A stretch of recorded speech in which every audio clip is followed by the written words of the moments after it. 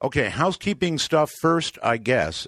Tonight is our first night on XDS. What you say is XDS. XDS is something that is a satellite downlink service for broadcast stations. So it allows them to easily pick us up and transmit us. Now, in addition to the 20 or 25 stations that we've already listed, tonight I would like to begin reading you some new ones that are just joining tonight. KAWL 1370 AM in York, Nebraska, welcome. KCOG 1400 AM in Centerville, California, or Centerville, Iowa. Boy, I'm not doing very well here, am I?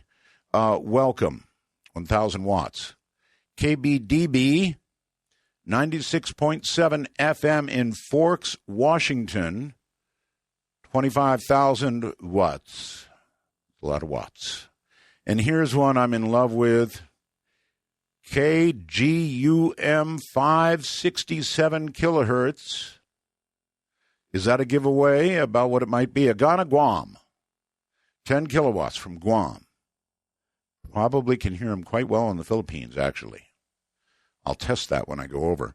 KMAS 1030 AM in Shelton, Washington, 1 kilowatt. Welcome. They also have several translators, 92.9, 105.7 in Olympia, and 103.5 in Shelton. KTNH 1070 AM in Houston, Texas, 5 kilowatts. Hello, Houston.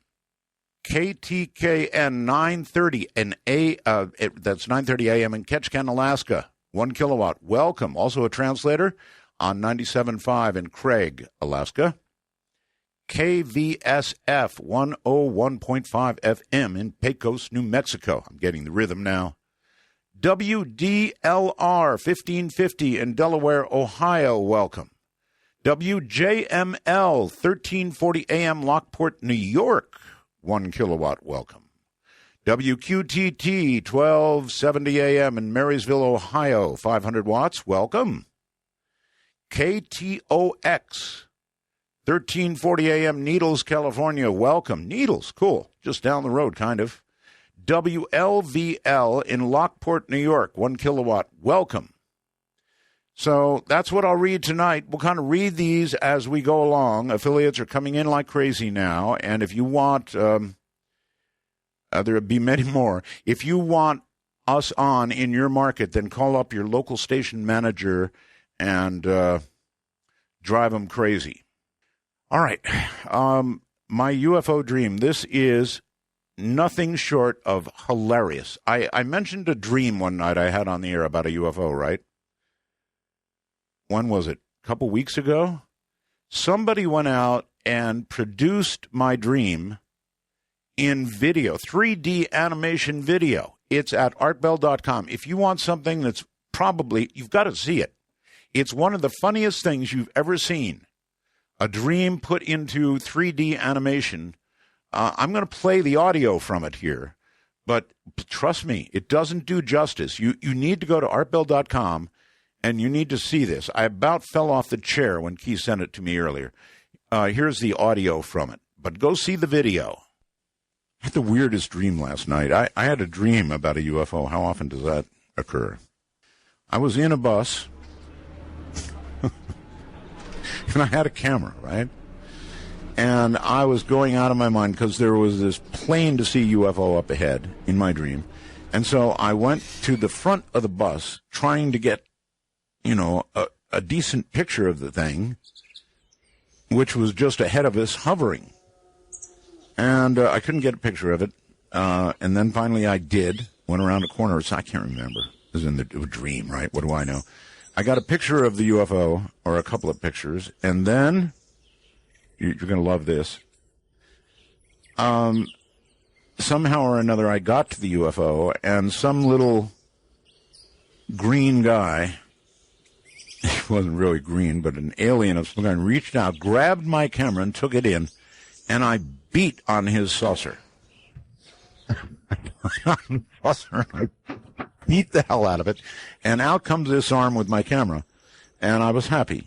I remember in my dream being happy. And then, of course, I looked at my camera, and the two pictures of the UFO that I took were gone. Ooh, was I angry.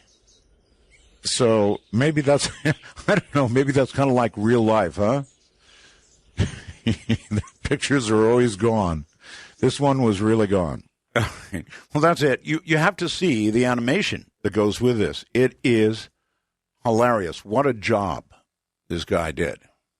Somebody, let's see, who is it? Amanda writes to me that she listened to one of my old interviews on YouTube, and she said, man, you were a lot meaner back then. Was I really mean back then? Am I not mean now? Maybe I need to get my mean on. By the way, if somebody wants to call early here, I'll take one early call.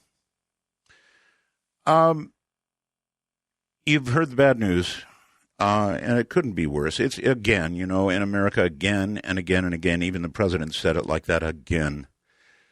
A gunman opened fire at an Oregon community college on Thursday, killed at least a dozen people.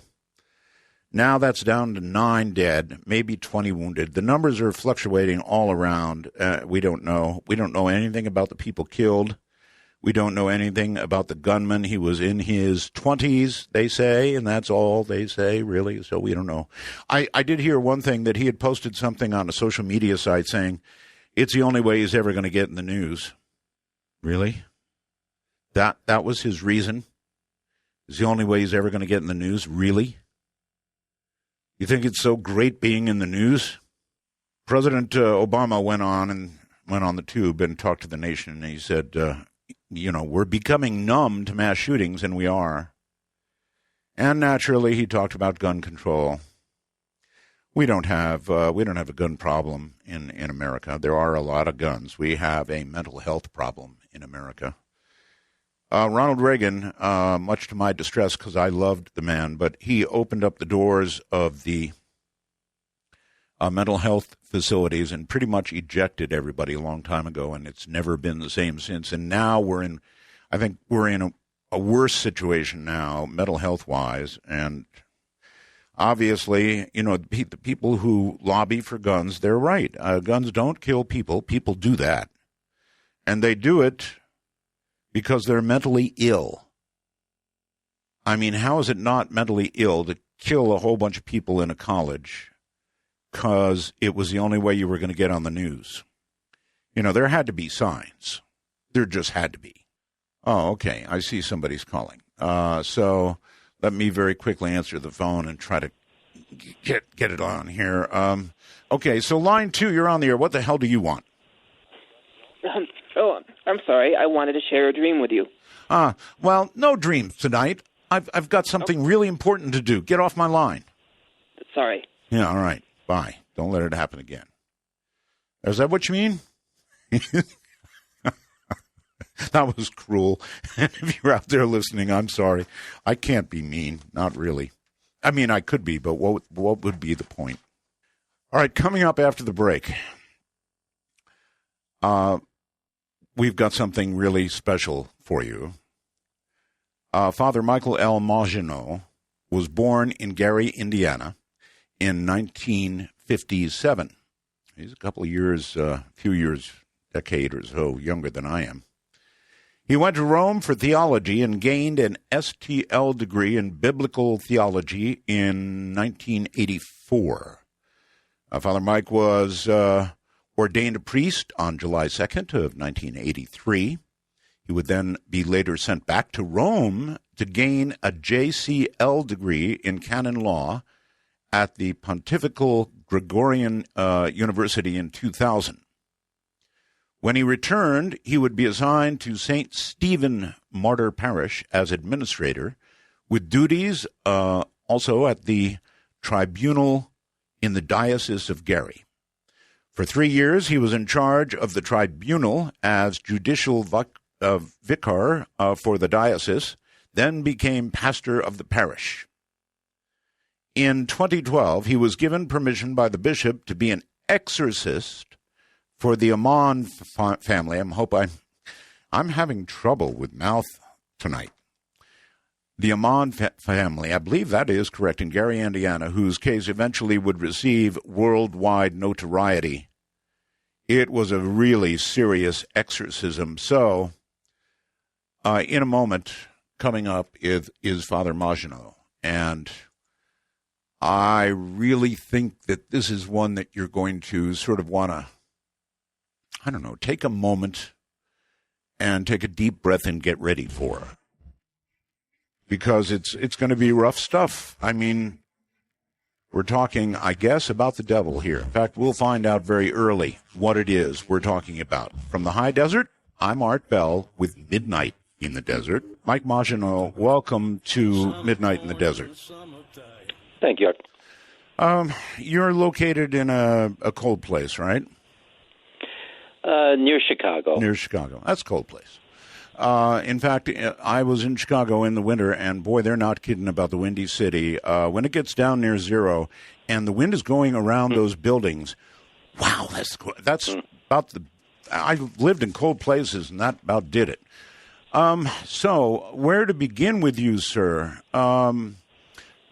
Father, is evil real? Very much. Okay, a lot of people doubt that, you know. In fact, a lot of people doubt a lot of things, but especially evil, both good and evil. In fact, a lot of people doubt both. I once interviewed over many months a man named Father Malachi Martin. Have you ever heard the name? Yes. Okay. Sort of a heretic with regard to the Vatican, but he had a lot of interesting things to say. For example, he used to say that walking down the streets of New York, he could tell when he passed a person if they were perfectly possessed. An interesting phrase. In other words, he explained it by saying, you know, well, they have a job, they have a life, and they have certain things they want in that life, money, fame, whatever it is. They've made their deal, and they're satisfied with it. Does that sound like some people perfectly possessed? Yes, because they look pretty much like, as you said, a normal person, but they have been totally dedicated themselves to the working with Satan against God. Yes, sir. Is it possible that a person in a quiet moment, perhaps a moment of, I don't know, despair or greed or something, would sit down and in their own mind, I mean, you know, we have this classic movie definition of the devil trotting in with horns and a contract that you have to sign, but you really could make your pact with the devil quietly, silently, and all by yourself, right? Oh, yes. Okay. Can a curse cause somebody to be possessed? That is becoming more common than people think. Really? Because a curse would be put on someone by one who would be perfectly possessed, someone who has dedicated themselves to working totally against God, working with Satan, has invited him into their life. And it is in that relationship that Satan, the devil, tries to get them to do more and more of his work, which they are usually most willing to go along with. Occasionally, there does come a time when they can go no farther. And that's probably when we get called in, because now they will fight against that relationship. Okay, if I might. So if we consider, for example, somebody who's perfectly possessed, and I don't know, their deal with the devil was, I want to rise to the top of my business, and somebody gets in their way, that perfectly possessed person could, in effect, put a curse against somebody in their way and have something bad happen to them. Yes, to do that, they would usually have to first develop a friendship with that person. It usually starts, they actually are trying to get them on board with themselves, with Satan. So it is maybe a mentoring or some sort of relationship that is developed as like a friendship. Mm-hmm. But in the course of that, they also want to make sure that that friendship is maintained. And so they want to get a personal object of that person, something very special to them. Wow. Or else they could also give something to that person that that person would consider to be very special. And so that forges the bond between the person. So you have to establish that first. And then it's usually only when that person turns away from them then that they use that object to form a curse. And it's kind of to get them back, to intimidate them, to scare them. But usually it has the opposite effect. It drives them further away. But that's and it takes a ritual, to come to do that. So that's why you have to be perfectly possessed. Father, to do a ritual that way. Right. What you have described, particularly involving the personal object or maybe a lock of hair or whatever, and then a ritual. This sounds. I have interviewed witches on the air, Mm-hmm. Father. Mm-hmm. Probably not to my credit, but I do interview witches, and frankly, that is exactly what they say that they need to do their job of some kind of spiritual warfare. They call it. Mm-hmm. That sounds about right. Yeah. So it is the sending of some demon to them. Now, it's a demon that's already they are tied with, and that demon will bother them, until they would have it be sent to someone else. Ooh. So, okay. We also have talked on this program about the next thing, and that is generational curses. People claim that they have generations of their family that have had curses laid on them. This happens. It is effective. yeah, that would be like from mother to daughter, usually. That's the usual way, mother to son. Occasionally father, to child as well. But it seems tends to be women more pass that on Really? to their children. And it is usually those that are involved in occult type of practices, Santeria, voodoo, things like that. Would it be your view, Father, that people who toy around with things like Ouija boards are possibly calling forth things they're not going to be so happy that come? Yeah, so that's the second way of kind of inviting a demon into your life. Now, they can never. There's the normal way that any devil, demon comes to a person, and that's through what's normally allowed by God is temptation. Any demon could tempt you, and that's pretty much putting an idea in your head. They speak to us telepathically that way. So you get this strange idea in your head, and that any person is open to that experience.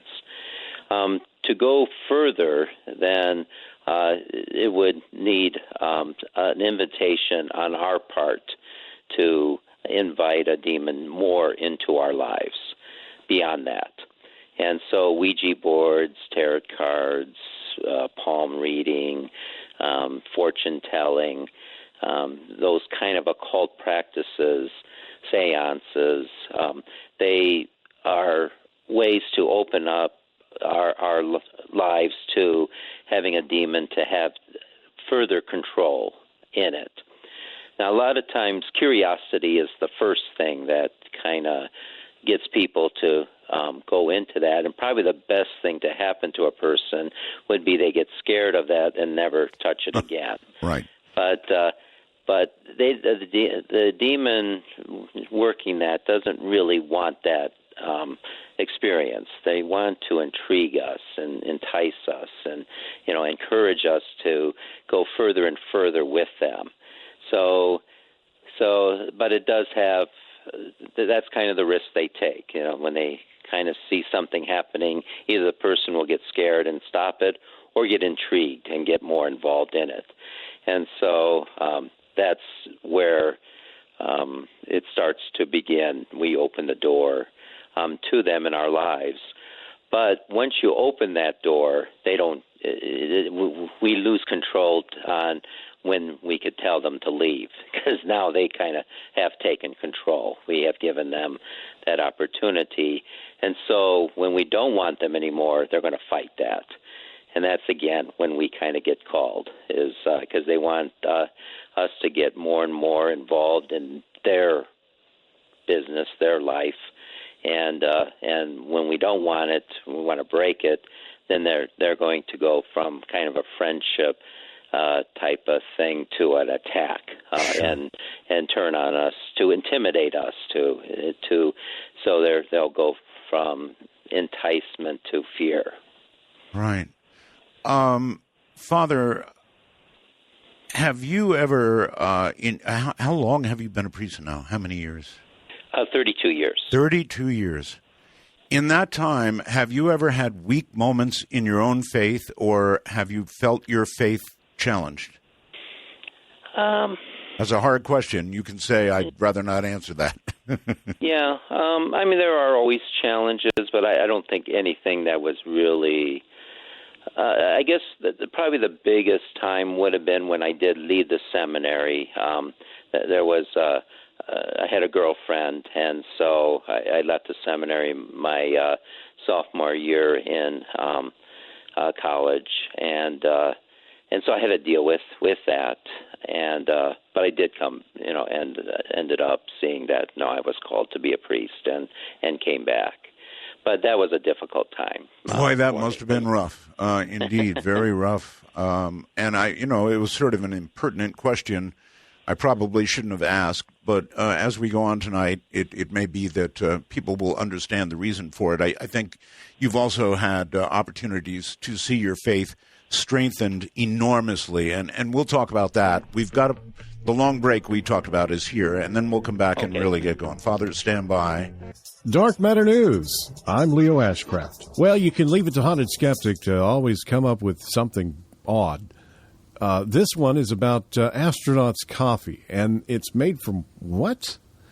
Well, the cost to transport drinking water to space used to cost around $15,000 a pint. So engineers got to work. In an effort to reduce excess waste and weight, NASA started a recycling program aboard the International Space Station. A purification system was implemented, and by 2009, astronauts were recycling their own waste, turning it into potable drinking water. Earlier this year, ESA astronaut Samantha Cristoforetti brought on board the IS Espresso machine, a promising new contraption that would bring real coffee to station crew members.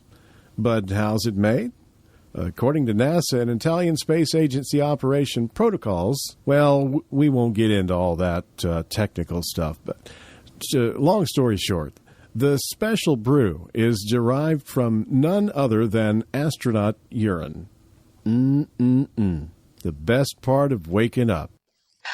Well, maybe someone has captured a UFO. Haunted Skeptic sends us this follow-up report on the misidentification of the launch of NASA's Atlas V shuttle that was launched last week over Cape Canaveral in South Florida. Thanks to others recording the phenomenon, one user was able to capture what appears to be a chevron-shaped UFO traveling upward at enormous speeds during the same time frame that the NASA event took place. While the user seems to be unaware of the Atlas V launch taking place, he still manages to capture this spectacular video. You've got to take a look at it. Let us know what you think of this interesting aerial phenomenon. Do you have any viable explanations? Could it be a UAV, a hoax, or some other artificially occurring byproduct of last week's shuttle launch? Take a look at the video and let us know what you think at darkmatternews.com. Use the new real or hoax buttons to voice your opinion. A team of engineers has reportedly created an ROV, a remotely operated vehicle, for deployment to the Great Barrier Reef that will issue a lethal injection to an invasive species of starfish thought to be attributing to the destruction of coral life. The underwater robot will administer a dose of bile salts, which are toxic to the crown of thorn starfish. These creatures are listed in the top 100 most invasive species, being found accountable for the loss of some 40% of native aquatic life in the region. The robot will cruise between 2 to 3 feet from the bottom of these estuaries, looking to target these predators using a complex algorithm working with sensors in cooperation with the bot's onboard cameras. This sensing system has reportedly been optimized to minimize effects of the poison reaching and doing harm to non-target species. According to one engineer, if the robot is unsure that something is actually a crown of thorn starfish, it takes a photo of the object to be later verified by a human, and that human feedback is incorporated into the robot's memory bank.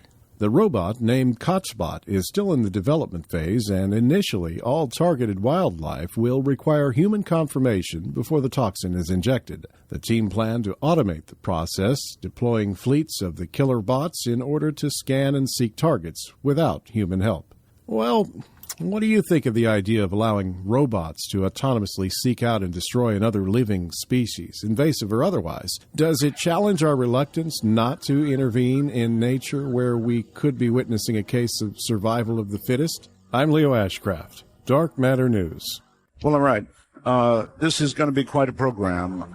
Father Maginot did an exorcism that made nationwide, maybe worldwide news, and you're going to hear about it. It was a very serious one with witnesses before, and it's really complicated and amazing what he did. And the reason I asked him about his faith was, without going into the details of the exorcism yet, we'll get to that, it just seems to me that coming face-to-face with whatever it is you came to face with, the devil or a demon, that would be actually a faith-affirming moment. Would that be right, Father? Oh, yes, definitely, because dealing with a demon, they have an intelligence that is far superior to ours and very manipulative, and so we do have to have it based on a faith in God, who is more powerful, or else we would come to think that without that what we are facing is the most powerful thing we ever seen. Yes. But knowing that God is more powerful, it is that protection that enables us to carry out that. I mean, if anybody ever doubted God, certainly coming face-to-face with the demon or with the devil, that would do the trick, it seems to me. Anyway, before we move on, Father, today something awful happened again up in Oregon at a community college, and a guy went in with a rifle of some kind and shot apparently 9 dead, maybe 20 wounded. And our president came on and talked to the nation about it, and you could see that our president was very dejected, and it is, I completely understand, it is so mystifying to me and so many others when this sort of thing happens, and again, and again, and again, and again, and it's almost like something, I mean, there was a quote on social media, Father, that said the guy said something like, "It's the only way I'll ever get in the news." Yeah. And so the other thing Father Malachi Martin said is that possession is up hundreds of % in New York City and nationwide, he thought, as well. And I'm not sure where else we go for an explanation. I'm not the gun lobby, but Father, it's not the guns. It's people's decisions to use them that's going on here. It's mental health. Or maybe it's what we're talking about. What do you think? Yeah, the devil does have all kinds of tools that get us into his world, which is hatred of mankind. And now, in my particular case, an exorcism, which is a ritual, pretty much only works against evils that were ritualized in, as we were talking about curses and Ouija boards and yes. playing with the occult and things like that. That's right. But he also has many other tools that are more, say, normal. But exorcisms wouldn't work on that. But they do take possession of the person, from beginning with different addictions like alcohol, gambling, sex addiction, also video games, and those types of things also kind of take possession of the person slowly but surely.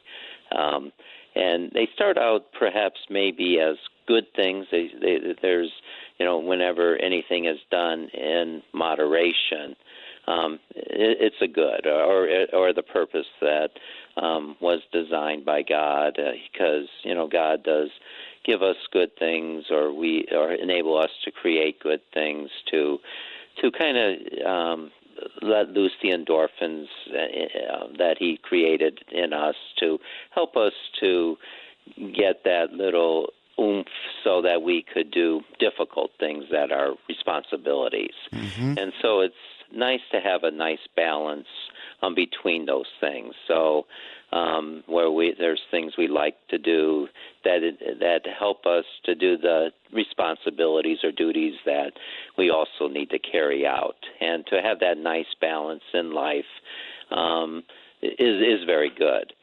But the problem with addictions and such, with endorphins and such, is there's a law of diminishing returns. Oh, yes. And so we think to do it again is going to, keep that high going, but it diminishes, and that's in God's design, because it's only those things are just there to give us a boost, to help us deal with the more difficult, normal things of life that we have to deal with, and so they don't get us down completely.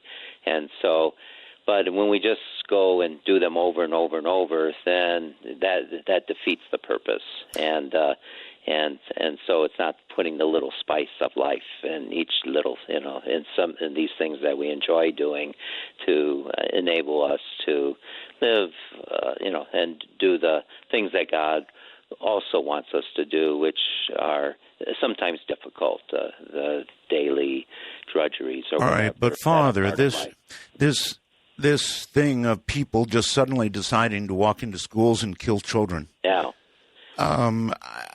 There's something going on here that's way, way beyond my understanding. Yeah, that's probably something, we need to see what does lead people to that, because it does have to, something brought about a meaninglessness in their life, that all of a sudden, that's a long thing that Satan had to do to drag a person down into thinking that their life is meaningless, and the only thing that's left for them to do is to kill a whole mess of people so they could get on the news. I mean, for a person to come to that level, it takes a long, long time. One would think. Or is it possible? I mean, is it possible that a demon can grab somebody's thoughts, maybe a person who's already weak due to one of the things that you described, and put the thought in their mind to just go and do this horrid kind of thing? Yeah. So it does. They would have to lose the purpose that God had for them in their life. And so it is something that seemed to be a good that has taken hold of them. and the more it takes hold of them, and the more it keeps them away from doing what God wants them to do. And so all of a sudden their life turns to be meaningless, and they kind of get into despair, and there's nowhere else to turn, and then there's a hatred of themselves, and that turns to a hatred toward others. And so it is the very process a demon, a devil uses to get us into a hell, away from God so much that all of a sudden there doesn't seem to be anything else out there except what he suggests. Now, but the person has to be brought to that point before they would do something like that. So that's a process you're describing. It's not instant. It's a process. No, it's a long, so that just didn't happen overnight. It's not like, we get to be tempted. Oh, let's go to the school and take our gun and shoot everyone. Yes. That doesn't happen. For a person to get to that point, the devil has been working on them a long time, slowly taking possession. Now, we always have free will, and we're always free to come to get away from that. But there does come to see this cycling darkness that, as we get involved in something over and over and over, to the point that we're no longer doing what God created us to do, and we're, and it seems this dark, hopeless thing that we finally come to the point where the devil wanted us to do this type of thing. And so I think we do need to see when a person is cycling down, there's my point. Get them out of that. Yeah, why doesn't somebody see this cycling? Either parents or friends or fellow students, or my gosh, somebody has got to be seeing this go on. If you say it's a process, the long process you talk about, I don't know. There's no answers that make any sense to me. To what end, Father, do demons possess the living? In other words, what is the point to the demon? Why are they jealous? Do they want to have physical bodies, or feel they have physical bodies, or what? Why? It probably goes all the way back to the very beginning, because a demon is a fallen angel, and in the very beginning, the Book of Genesis doesn't really speak about the creation of angels, but we kind of have a hint of it in the first verse, that in the beginning, when God created heaven and the earth, there was this formless void. There was this chaos. And it's before the visible universe was created with the light. And so there was the creation of the invisible universe of the spirits created in God's image and likeness, but they didn't really have anything to do. So it's kind of chaotic. They're free will, but they're kind of just bumping in. They have nothing to do, kind of bumping into each other. So it's kind of a chaotic mess. And so God now will create the visible universe. And so he created light, and the first person who carried out the light is Lucifer, who means light bearer. And so he was the highest, the first creature given a job to take care of the light, to bear it. And then God gave other commands, and then then all the angels, the whole invisible creation now became involved in the visible creation, and we're involved in all kinds of things. You're saying at the beginning now, let me get this straight, at the beginning Lucifer was the keeper of light. Yeah, so Lucifer was the highest of the angels, so he carried out the very first task of God, the very first order, command. So God said, let there be light, and there was light. So God created the light, and Lucifer bore that light, carried it. Lucifer doesn't have that light anymore, though, right? No.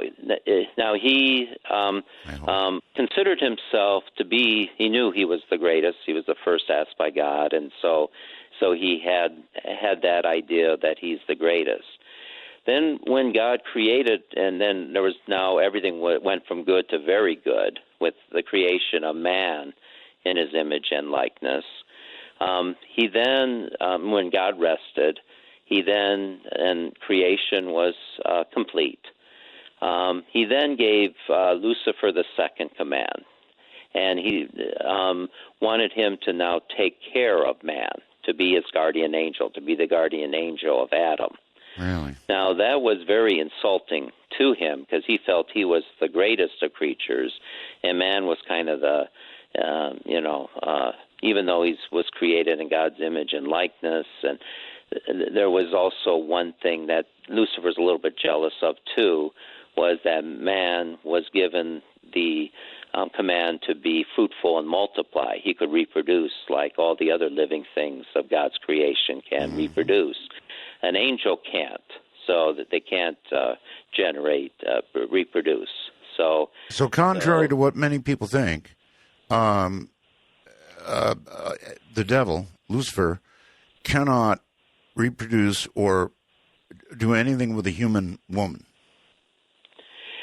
Now, actually, in Genesis, there was a suggestion that there was this that created the flood. Was that actually Lucifer? Before I get into that, let me just kind of complete the thought. Go ahead. Because he felt that man, which was a lesser creature than himself, should serve him instead of what God was asking him to serve man. So he had an idea that of a master-slave relationship is the proper order for creation. Mm-hmm. Well, God, as a father, had the idea that his order is that the greater serves the lesser.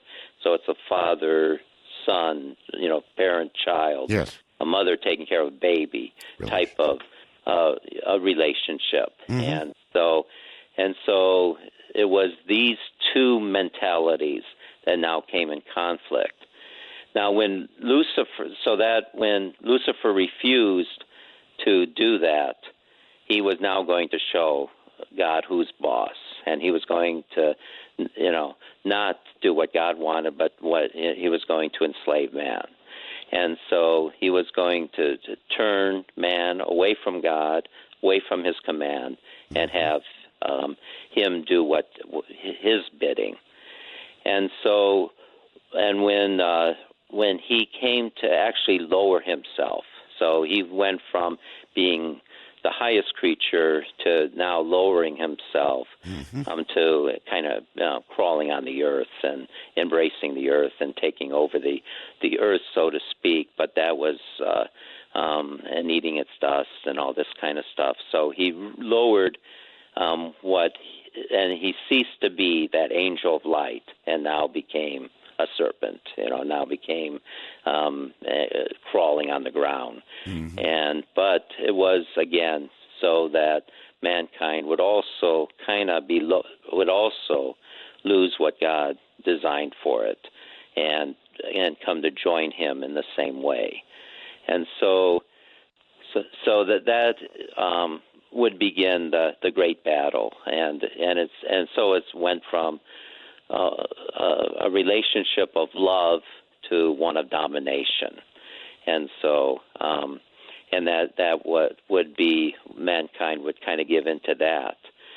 Then once Lucifer, Satan saw that he no longer had his high position, and he was jealous, became jealous and hateful of man because now man seemed to be able to do something he couldn't do, which was reproduce.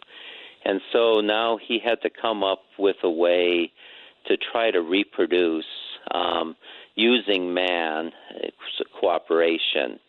And so it seemed like he formed what is known as the Nephilim, which is a race of giants that made mankind so evil. And it's kind of in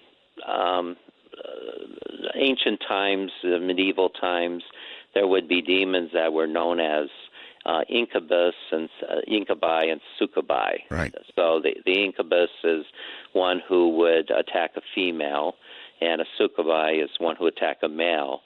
So he seemed to do what I think in our modern times we see this activity more as aliens, extraterrestrials doing this, but where he would come to take the seed of man, the sperm of man, join it with an egg of a woman, and implant it in the woman so that the woman would give birth to a child, but outside of the plan of God. Hybrid. And so instead of God implanting a human soul in that, he could enter into that and be take that body, possession of that body. And so there came to be that race of giants, these demonized human beings that started to grow up, which corrupted the world so bad that God had to destroy it and start again from scratch with Noah and such. All right, Father, we've got to hold it right there. We're at a break, so stand by, and we'll be right back. Father Mike Maginot is my guest, and we're about to talk about an exorcism that he did. But a little background, and I think we're almost done with that. There is one thing, though, that bothers me. The Father said that Lucifer kept the light. And I had somebody on this program that talked about UFOs named John Lear. And I guess it'll bother me until the day I die, but John Lear said, Art, when you die, you're going to see the light, and there's going to be darkness, and you're going to have a choice to make. And he said, don't go to the light. It's a trick. Oh, my. That's bothered me ever since I heard it, Father. When you die? No. Actually, you do want to go to the light, which I would is think.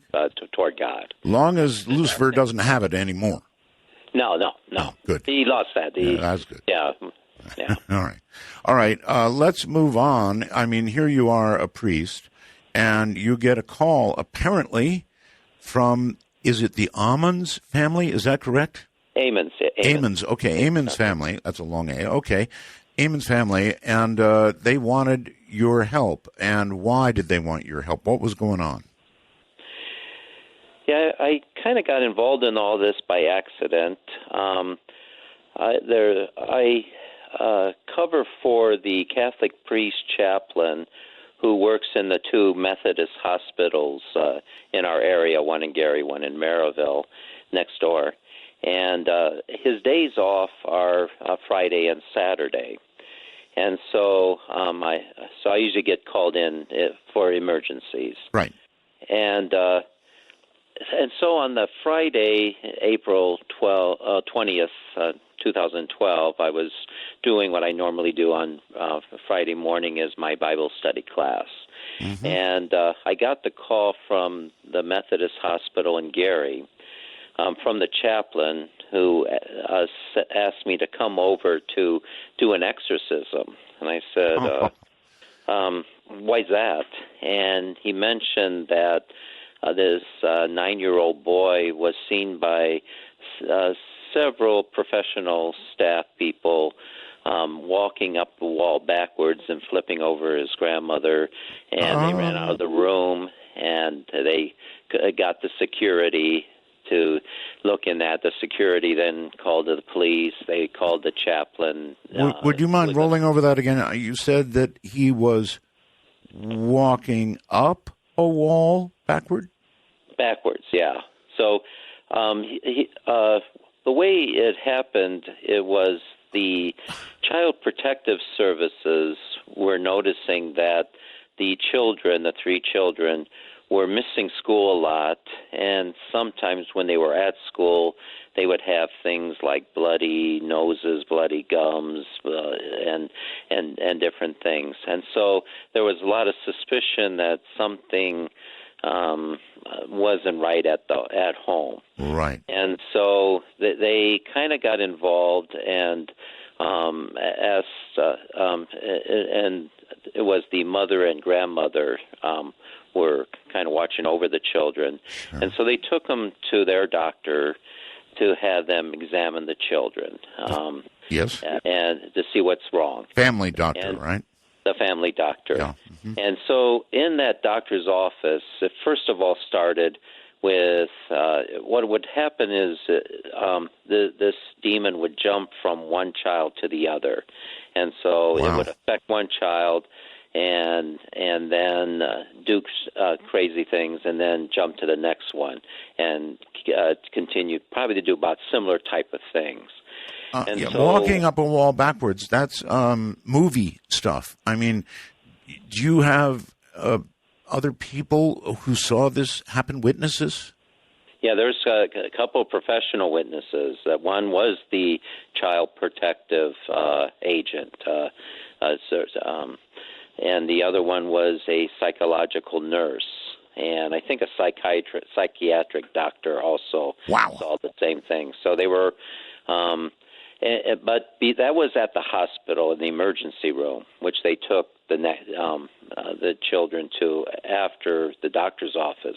Because in the doctor's office, one boy was picked up and thrown into the wall. What? And before that, they were kind of growling and saying everyone must die in a very grovelly voice. And Father, hold on. Their eyes were rolling. Right. Oh, no, I'm getting this, Father. Just stop for a second. It's a 9-year-old boy we're talking about right now. How many children totally? There's 3 children. 3? The 2 boys are they were right in the time of their birthdays. So it was like one was like 7 turning to 8. The other one was 9 turning to 10. Right. And then one was the girl was the oldest, was 11 turning to 12. Their birthdays were right around that time. 7, 9, and 11. Okay. And you're saying that this demon jumped between all of these children back and forth? Yeah, it would kind of jump from one to the other when it was active. And it also, we originally found it stemmed from the mother, but no one kind of knew it at that time. And so when one boy got thrown against the wall, he would kind of fall asleep, and they couldn't wake him up. Father, do you mean up into the air and up against the wall like that? Yeah, they saw him be picked up, thrown to the wall, and knocked down, and then he kind of fell. Then he would be unconscious. Right. And then the second boy was also kind of acting strange. Now, he was kind of saying things, everyone must die, and growling and such, and then he kind of fell asleep, went unconscious. But they couldn't wake them up, either of the boys, and so. And also the doctor, when he was seeing all this, he said, I have no idea what all this is. This is beyond my capacity. Hey, you got to call the ambulance. So they got 2 ambulances to take the 2 boys to the emergency room at the hospital. And 7-year-old and the 9-year-old. So they went and it didn't seem to, I think the girl was there, but she didn't seem to be affected at that time. It seemed like they brought, the first thing happened to one boy, the next thing happened to the other boy, and then that's when they called the emergency, the ambulance. Well, sure, yeah. I can only imagine a family doctor in his office seeing all this go on. It would be hands up, hands off, take them away. Yeah. And I think the girl went with the mother and grandmother, and they followed the ambulance. The child protective servant agent also went over there. Now, when they got to the emergency room, the youngest boy was going berserk, and so it took 5 guys to hold him down. They tried to restrain him and all that. And I think they ended up finally sedating him, and and they kept him overnight for observation. Sure. And so it would be the next morning, the family would come back, the grandmother, mother, and also the girl would also come back. And in the morning, again, the one boy was kind of always talking about this boy, his friend. Now, he would see this boy in the closet at their home that would talk to him about what it's like to die, what it's like to be killed. And so and then all of a sudden he'll start growling, and then again, you go uncontrollable, and then it take again like 5 guys to try to hold him down, and then they'll try to strap him into the bed and into the gurney and all that, and sedate him. Then it jumped. Then it kind of jumped to the other boy in the other observation room. The 9-year-old. So the 7-year-old was with the mother, and then it jumped into the other boy in the other room. This is the 9-year-old, and he was with his grandmother, and now he started acting strange. Now this is so that you had staff in these 2 rooms, okay? Sure. So, and all of a sudden, when the 9-year-old started acting strange, he would start growling. He would start like hitting his grandmother with headbutting her in her stomach, and says it's now time to die, and then she would try to coax him back, calling his name, and she was holding on to his hands, and as she was trying to coax him back, calling his name, she was backing him up against the wall, and as he came up to the wall, he started to there's 2 ways that it's described, that he walked up the wall. Some say he kind of like skated up the wall, glided up the wall, just kind of lifted up the wall. So there was kind of a couple different descriptions of that. Then some say he walked on the ceiling, but he kind of flipped over his grandmother. So it was he flipped over his grandmother, sat in the chair, and then looked at everyone who was kind of in that room, and gave this like Grinch-like grin, to them, and his eyes were white, So and they ran, and everyone who was in that room ran out, and what I would have done. Definitely, what I would have done. This is really scary stuff. And you're saying there's plenty of witnesses to all of this. Yeah. I've got somebody who said yes. It was on Fox News. It's been all over the place. So this is that case. My goodness. Continue, Father. I don't know what to say. So when I heard that story, I said, okay, there is something there, but I explained to them, I can't do anything now. I have to get permission from the bishop to do this, and I need to do an investigation, but I am willing to meet with everyone. And so I feel free to give them my contact information, and I'll meet with them as soon as possible. Right. And so what ended up happening is the 3 children were taken away from the parents, away from the mother and grandmother. So 2 of them the 2 older ones were put into with the Carmelite sisters in the area that take care of foster children. Right. But the 7-year-old who it took like 5 guys to hold down, and who was talking about what it's like to die and such, and seeing the boy in the closet at his home and such, he was taken to a children's psychiatric lockdown unit in another hospital, psychiatric hospital in another part of our area here. So at this point, even after all of this and all of these witnesses, you're still not involved in the sense of doing an exorcism. I mean, you would think that when any medical person saw any of what you just described, they would, that's not in any of the books I read when I was becoming a nurse or a doctor. No way. Yeah. So I guess when were you then involved? So I then contacted the mother and grandmother contacted me.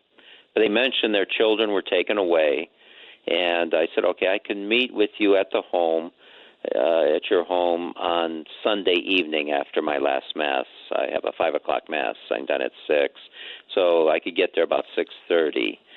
So I went to their home at 6:30 and was there for about 4 hours to do an investigation. Right. And the first 2 hours were pretty much them telling the whole story. And it all kind of started when they moved into the house. And the reason she moved into the house was that she was trying to get away from her ex-boyfriend, whom she found out was a married man, when her his wife called her. I guess she discovered her phone number on his phone. Found her. And says, "What are you doing with my husband?" And she says, "Oh, I didn't know he's married. Don't worry, this relationship is over." And it kind of explained a lot of things. But she did say something that was kind of strange. And she said, "You will regret ever messing with my husband." And she said, "Well, don't worry, this is over." But he wouldn't let it go, and so he kept on kind of stalking her almost. And so she felt the best way was to move away and not let him know where they're going. So her brother's landlord said there was a house available very cheap, and so and they went to see it, and so they decided to move in there. And but I guess the boyfriend eventually found out where she moved to. Probably he followed her from work or something like that, and eventually found where she was living at, and then started to show up again. But when they moved into the house, it seemed to be things.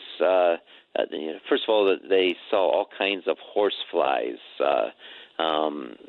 This is about November, so it's kind of late in the season for that. But so especially on the porch, and they were usually these a lot of dead horse flies, and so they would sweep them up, and the next day they'll find a whole mess of more, and they kept on sweeping up the horse flies. Wow.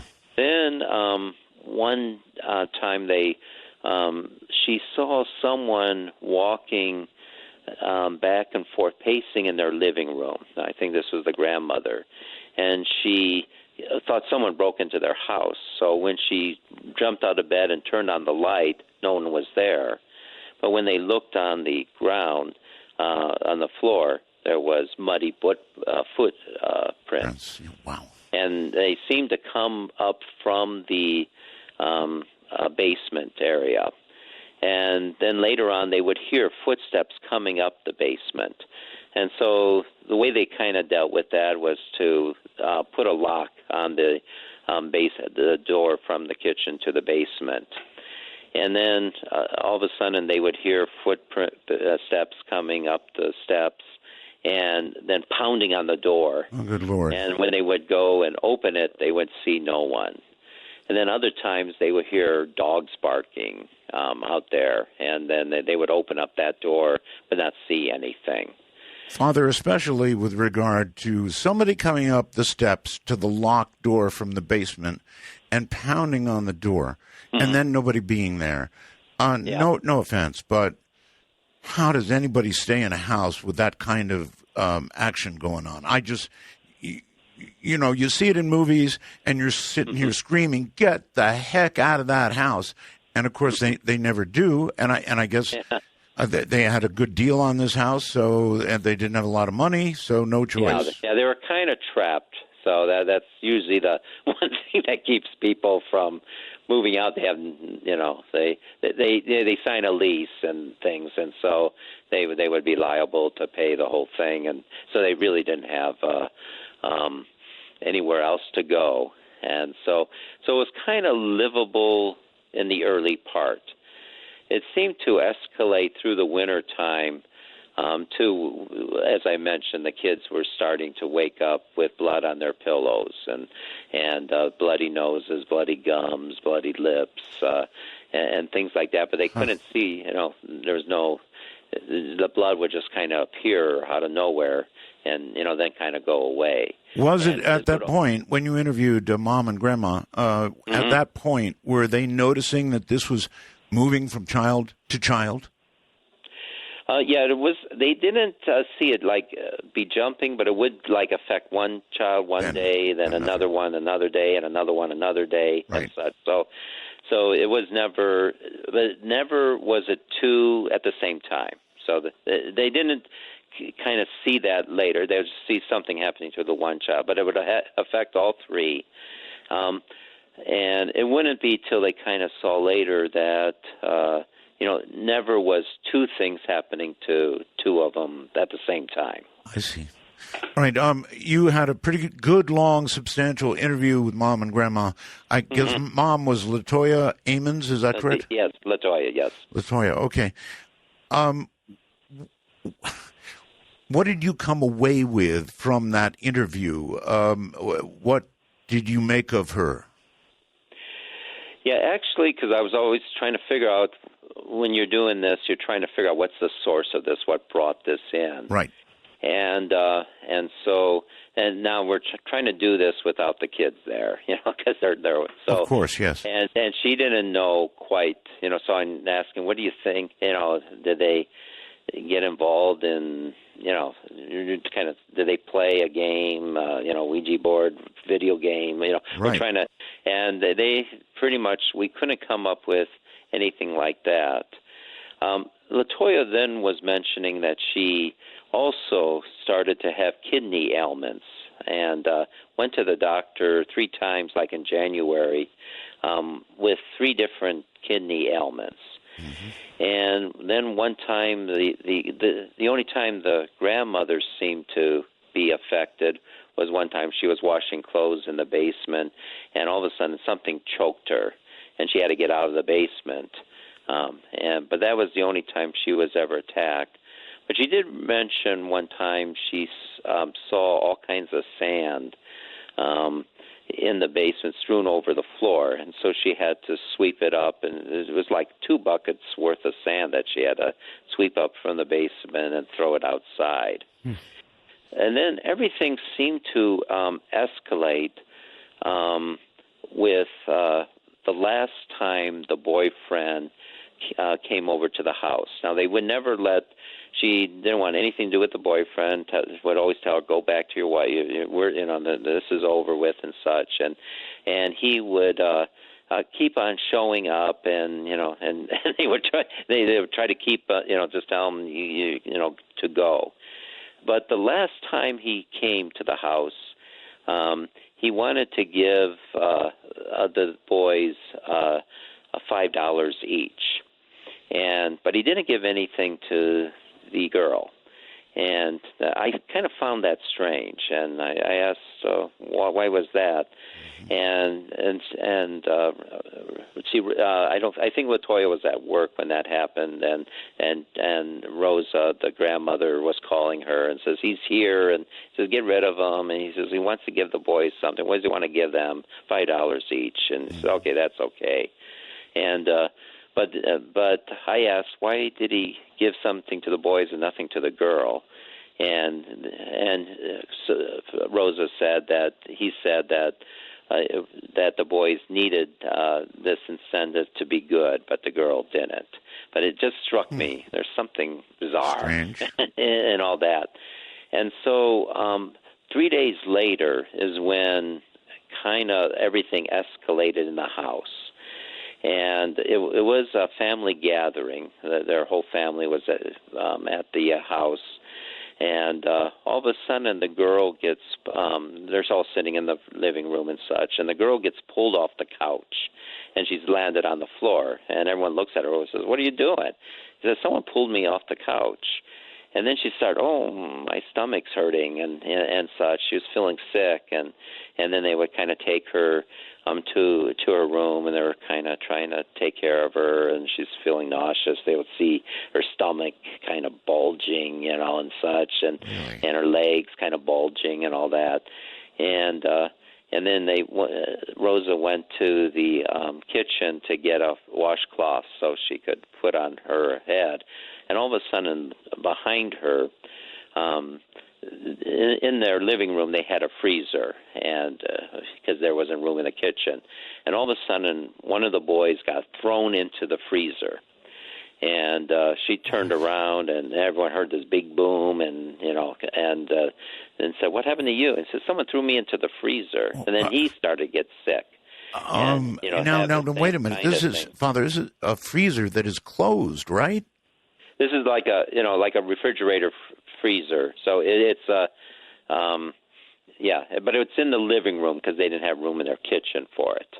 So it opened, and he went flying. No, it's a closed freezer, but he got thrown like at the doctor's office. He got thrown up against it, and everyone just heard the boom and turned around and saw him. They thought he ran into it. He said, "No, someone threw me into the freezer," and he says, "There's no one else around here." So then he started getting sick. And so they then took him into the bedroom, and the same things were happening to him. He was feeling nauseous. His stomach was, bumps were appearing, and his legs, bumps were, and bulges and things were appearing. Right. And then all of a sudden, the third boy was in the bathroom, and he got thrown out of the bathroom and went flying. And everyone turns around and says, what happened to you? And he says, "Someone threw me out of the bathroom." And then all of a sudden he got sick, the same way. Right. And with that, then everyone's leaving. They said, we're getting out of here. This is bizarre. Right. And so they kind of heard some of the stories before of what was happening, but this is the first time the family actually witnessed what was going on. And so all the family leaves except for a cousin, and she asked her parents if she could stay overnight with the girl, and they said that was okay. And so everyone left, and so they're kind of getting ready for bed. Everything seemed to settle down, and they turn off the lights in the bedroom and such. And Rosa and LaToya were about ready to get into bed and such, and they heard this scream, and they come running into the bedroom and open the door and turn on the light, and they see their daughter fall onto the bed. And the cousin said that she screamed because the girl was 2 feet off the bed, levitated. Okay. And the girl didn't know. She woke up, after she fell on the bed, and she didn't know anything, what happened. And so they now kind of saw, well, we better do something. And before they were Baptist, but their church wouldn't help them out with the other things earlier. But Rosa's mother, who was kind of a shut-in in an apartment, had a neighbor who belonged to this Deliverance church. They do deliverance services. Yes. And so Rosa tried to call her mother and to have them come over to see if they could do anything but it took all kinds of different things were happening, interfering with their phone calls, so she would call them, one would call the other, and one would hear them but wouldn't hear the other, and then the other one would call back, and you could hear the one but not the other. Electronic interference. So it's like electronic interference. Then all of a sudden they would call again, and there was this staticky, but it sounded like a voice in the static, growling and things. And then in one of the calls back, they said that there was a whole series of zeros on their phone as the number. But eventually they finally got enough that they would send. She would talk to her neighbor, and the neighbor would have the church send people over that Tuesday. And so, all right, Father, hold it there. It's a natural break point, I guess, or maybe not natural. How do you break this story at all? So you're hearing a story of possession, and you're going to hear a story of exorcism. This was a nationwide, worldwide story. I'm Art Bell. This is Midnight in the Desert.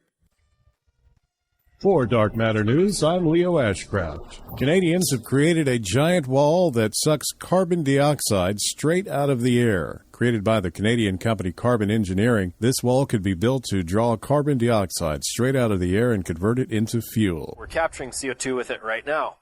And by the time we get to the outlet here, where these fans pull the air through the contactor, over 80% of the CO2 has been removed. We're trapping over 100 kilos of CO2 here every day, and that CO2 gets absorbed into our solution and forms a type of carbonate salt. Air flows through a row of massive fans that are connected to a carbon dioxide-rich solution. This then absorbs carbon compounds out of the air. This solution is purified with the carbon dioxide within it extracted, and then purified again for reuse. The research and engineering firm hoped to build such walls where regrowth of trees simply isn't possible. They did it in the 60s, and they're still doing it. A strange gray UFO has caused something of a stir in the conspiracy community after NASA caught the object on its ISS live feed camera and then promptly cut the live feed as soon as it appeared. The small gray object is seen coming up over the horizon and then disappearing just moments later as NASA cuts the feed and switches to another of the cameras, and will no doubt fuel conspiracy theorists' belief that NASA is deliberately hiding footage of potential UFOs. One of the simplest theories to this conundrum is that it's an artifact on the lens, or indeed the moon. The YouTuber responsible for the video, StreetCap1, doesn't hold with that either, posting a second video that he says proves that it couldn't be the moon. The biggest mystery, however, is why NASA didn't just use duct tape to cover it up. That's what they did before, after all. Right? I'm Leo Ashcraft, and this is Dark Matter News. A former state trooper from Washington said on Wednesday that he is currently in contact with several Bigfoot creatures and that he feeds them food regularly. The man, who provided a name but chose to remain anonymous, said that the encounters have been happening since 2009 in a remote area in the North Cascades. He said sometimes it's 5 to 10 minutes, other times they stay for hours. He says he leaves them apples, carrots, beef jerky, cookies, and candy bars. The man says he was looking for an old mine in the mountains the first time he came across the alleged beings in 2009. After leaving the food out there for him, he says they seem to have started following him and getting closer. He says he's been as close as 20 feet to some of them. He reports that he was so close to them that he was able to catch some of their language on 2 different occasions. He said it sounded like Native American and an Asian mix. The creatures reportedly stand between 6 and 7 feet tall and probably weigh in at about 500 pounds, females being a little lighter. He describes them as having a human face, some with dark hair, others red or brown, probably about 3 to 4 inches long, adding that the females had small breasts. He claims he's not the only one to have seen the creatures in the area. Numerous people have also purportedly seen them while accompanying the man. The former state trooper says the creatures have never presented a threat to him and that he leaves them alone and he's not interested in hunting them or gathering physical evidence. Florida resident John Bird last year claimed to feed Bigfoot potatoes and plantains on a regular basis. In the spring of 1982, a soldier training at Fort Leonard Wood Army Base in Missouri claimed to have spotted a 7-foot-tall creature with brown hair that resembles the former state trooper's alleged sighting. Portions on the United States side of the range are part of the North Cascades National Park. Earlier this week, there were reports revealing the intentions of the U.S. Army to annex part of the region as a helicopter training area, drawing criticism from the Forest Service employees for environmental ethics. I'm Leo Ashcraft. This has been Dark Matter News. Let's go back to it. Father, you mentioned that they contacted the church they were familiar with, right? They tried first with them, but they didn't deal with anything like that. So they ended up contacting the church of Rosa's mother, LaToya's grandmother, right, who was And they came over on that Tuesday. And so it was like a team from the church, which included someone who's kind of sensitive to spirits. Right. And she went in, and she was drawn immediately into the basement. And when she went down into the basement, she came running out and saying, I mean, your house is full of demons, you know. And so what do you want us to do? And she said, I can't stay here. And so they suggested various things for her to try to do. Right. And so, like, take oil and put crosses on all the entries, on the doorways, and on the windows, to kind of use bleach or ammonia or something to wash down the walls in the basement, to set up like an altar and they get some sage incense and kind of have that go, you know, burn down there, and sprinkle salt all through the basement. So they did kind of all these different things. And then they would also invite them to bring the children to the church. And I think Wednesday, they had a special service on Wednesday and then later on Sunday. And so when they went next day to the Wednesday services, the children were kind of giving them all kinds of difficulties on going there. And so it would seem like things were all right in the house, but once they got outside, one kid would go, they'd be running all over the place, want to get into the car, and once they would get, you know, one in the car, then they had to kind of the other one would run all over the place, and you know, and so they finally got all three into the car. And then, you know, one would start like banging their head on the window, another one would bang their head, you know, maybe on the headrest, and you know, and just do all kind. Then it would go to the other one who kind of roll their head around and such. So they're trying to, you know. Demons mostly don't like to go to church. Yes. So it was giving all kinds of trouble. And then when they finally got into the church, it seemed like one would have to go to the bathroom, you know, and then that one would come back, and the other one would go to the bathroom and then come back, and then the other one would go to the bathroom, and they were just kind of just being very, very, you know, like herding cats type of thing. Right. And all over, you know, they were just, so it was very difficult. So they were trying to, and I think eventually the kids would just kind of fall asleep one by one, and then they would kind of wake them up, and I think they tried, so it was very disruptive, so they weren't really able to do much, so they invited them to come back on Sunday. But I think the same thing happened, but it was even more violent. And now Rosa, before Rosa and LaToya were kind of helping each other, you know, but Rosa said, I'm not going to miss church, you know, so you have to deal with it. So LaToya could never get them into the car, and, you know, and such. So they ended up never, you know, so she's, so, okay, you know, it's too late to get to church. And then the kids calmed down, and they went back inside. And Rosa came back, and so they decided, well, we're not going to be able to get them to church. And so shortly after that, they would end up leaving the house because they were all kind of sitting around the living room watching TV. And this Febreze bottle levitated off the coffee table and went back and forth in the living room, and they got thrown into LaToya's room, and they heard this huge explosion. And when they looked into the room, they saw that it knocked down her lamp and broke her lamp. But right next to it was the closet, and that's when all five of them saw this huge black monster-like thing with red, like kind of red eyes. Red eyes. And they said, well, just grab some clothes, and we're getting out of here. And so they went to a hotel. And well, it's so understandable. I mean, at this point, they wouldn't really be thinking of possession of the children or anybody. They would be thinking, we live in a haunted house. Oh, yeah. So that was the last time they went to the house. And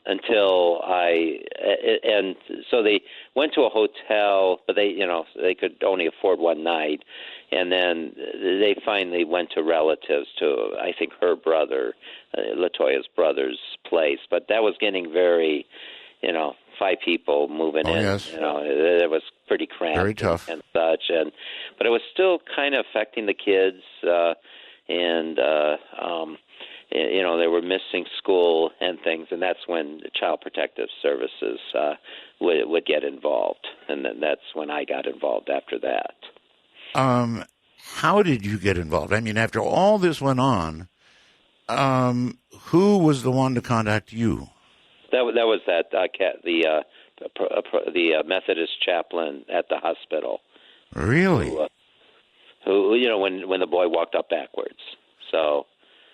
I see. So, at some point, I'm not Catholic. I'm sort of a lapsed Catholic, but I believe that there are permissions required to actually perform an exorcism, right? Yeah.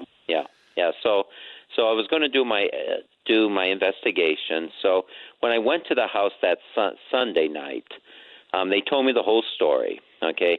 And then, so that took about 2 hours to do all that, right. get up to that point. But what struck me strange was the boyfriend. And so now I was going to say, okay, tell me more about this boyfriend, because I think this is the source of it. And that's when the phenomena started to happen in the house. So the first thing was a series of interruptions, not to get me to talk, about the boyfriend. Like what? And the first thing was the light in the bathroom started flickering and buzzing. And I said, oh, that's strange. So I went and walked over there to take a look at it. And the moment I walked in the bathroom, it stopped. And so I went and sat down again and got my pen and everything. And, okay, tell me about the boyfriend. And again, immediately, the light in the bathroom started flickering and buzzing. So second time I went, and the moment I got to the entrance of the bathroom, it stopped. And so I walked back, and I mentioned to them, I guess it's scared of me. And immediately it started buzzing and flickering. And so I went, and this time it would let me look at it. It was buzzing and flickering. And then I went and got my crucifix, which I brought with me. Right. And then I went to put it even on top of the light. And it still continued. So it's being defiant. So showing me it wasn't scared. But it did show, okay, this is not a normal electric problem. This is responding. And so I wrote all that down, and I said, okay, we'll ignore all that. Let's get back to the boyfriend. And then Rosa started pointing to the kitchen. Yes. And the rod, they had Venetian blinds on all the windows, and so the rod that you twist to open up the blinds was swaying back and forth. And so, and so I was kind of looking this, and so I went to take a closer look at it to see what could be causing it. And what was interesting was that there were the 3 cords that you used to open the blinds, vertically. Right. It had like 3 tags at the end of it. And all of a sudden the furnace kicks on, and there was a vent underneath it. And then all those things were fluttering, greatly, but they weren't fluttering. And then the furnace kicks off, and then they go back to being calm. But still, there was no change in the movement of the stick rod moving back and forth. And then I saw from one Venetian blind to the next, and through the living room. They were kind of almost like swaying, in time with each other. It seemed like they were coordinated. And to the next one. Then I went to the bedroom of Rosa, and hers was also swaying. And then I went into LaToya's bedroom to see if that was also happening to her blinds. But I didn't even bother to look at them. Right down the middle of her blinds, something was dripping.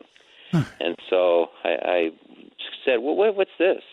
I don't remember seeing this before. Because when I first came to the house, I blessed it, with holy water and such. So I went to every room and such.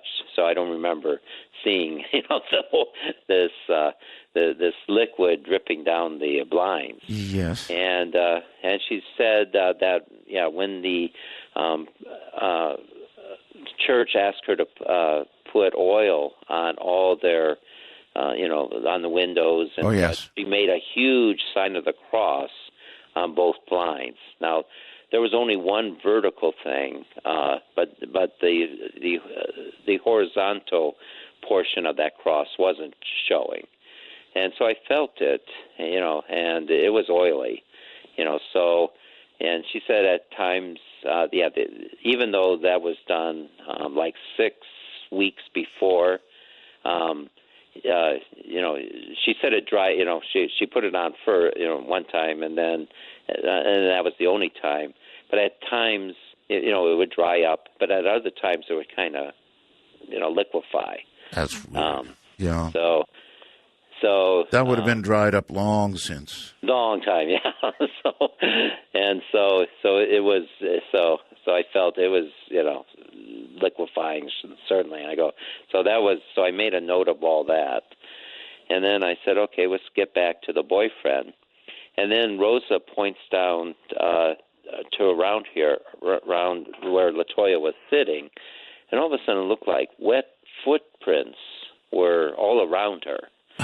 And I go, I don't remember seeing that. This is right out of a horror movie. It really is. Yeah. And so I went to see if there were, if they were just paint, then they were wet. So I felt it. It was wet. I could smear it.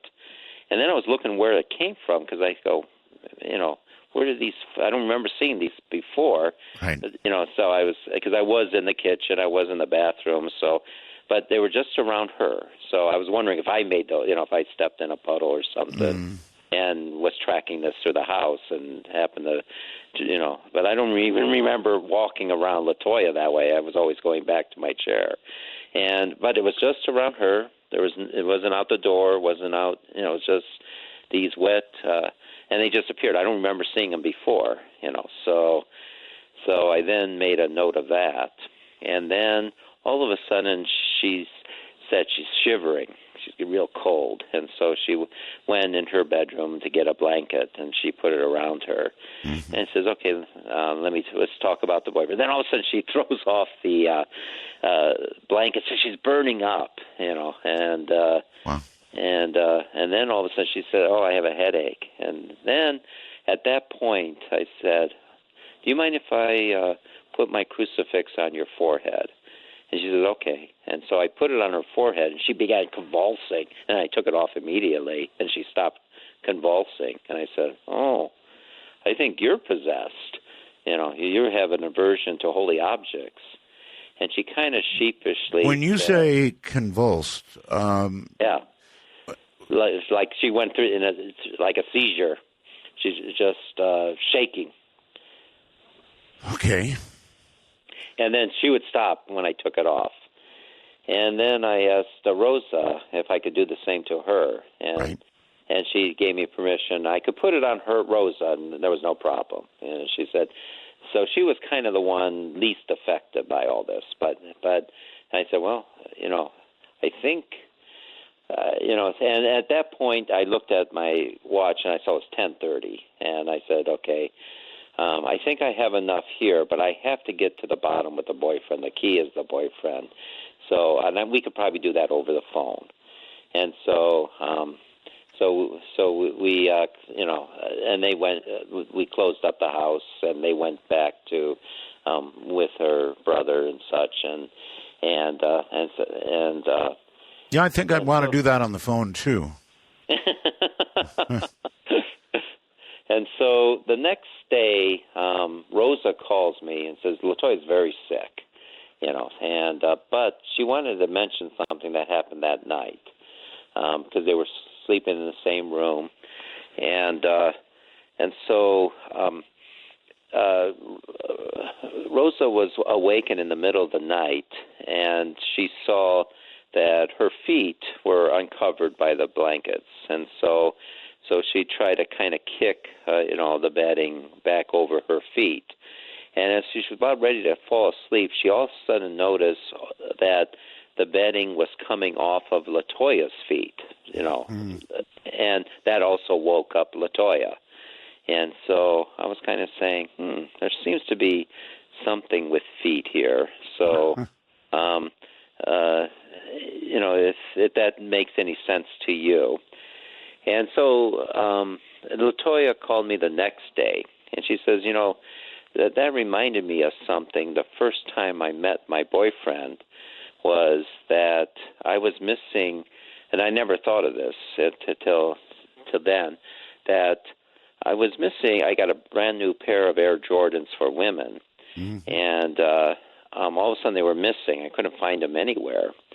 And she was asking her kids, did anyone take her Air Jordans? And they all denied it. And she asked her mother, she says, what would I do with, Air Jordans? And she, so and she couldn't find it, anywhere. So she was kind of surprised. And then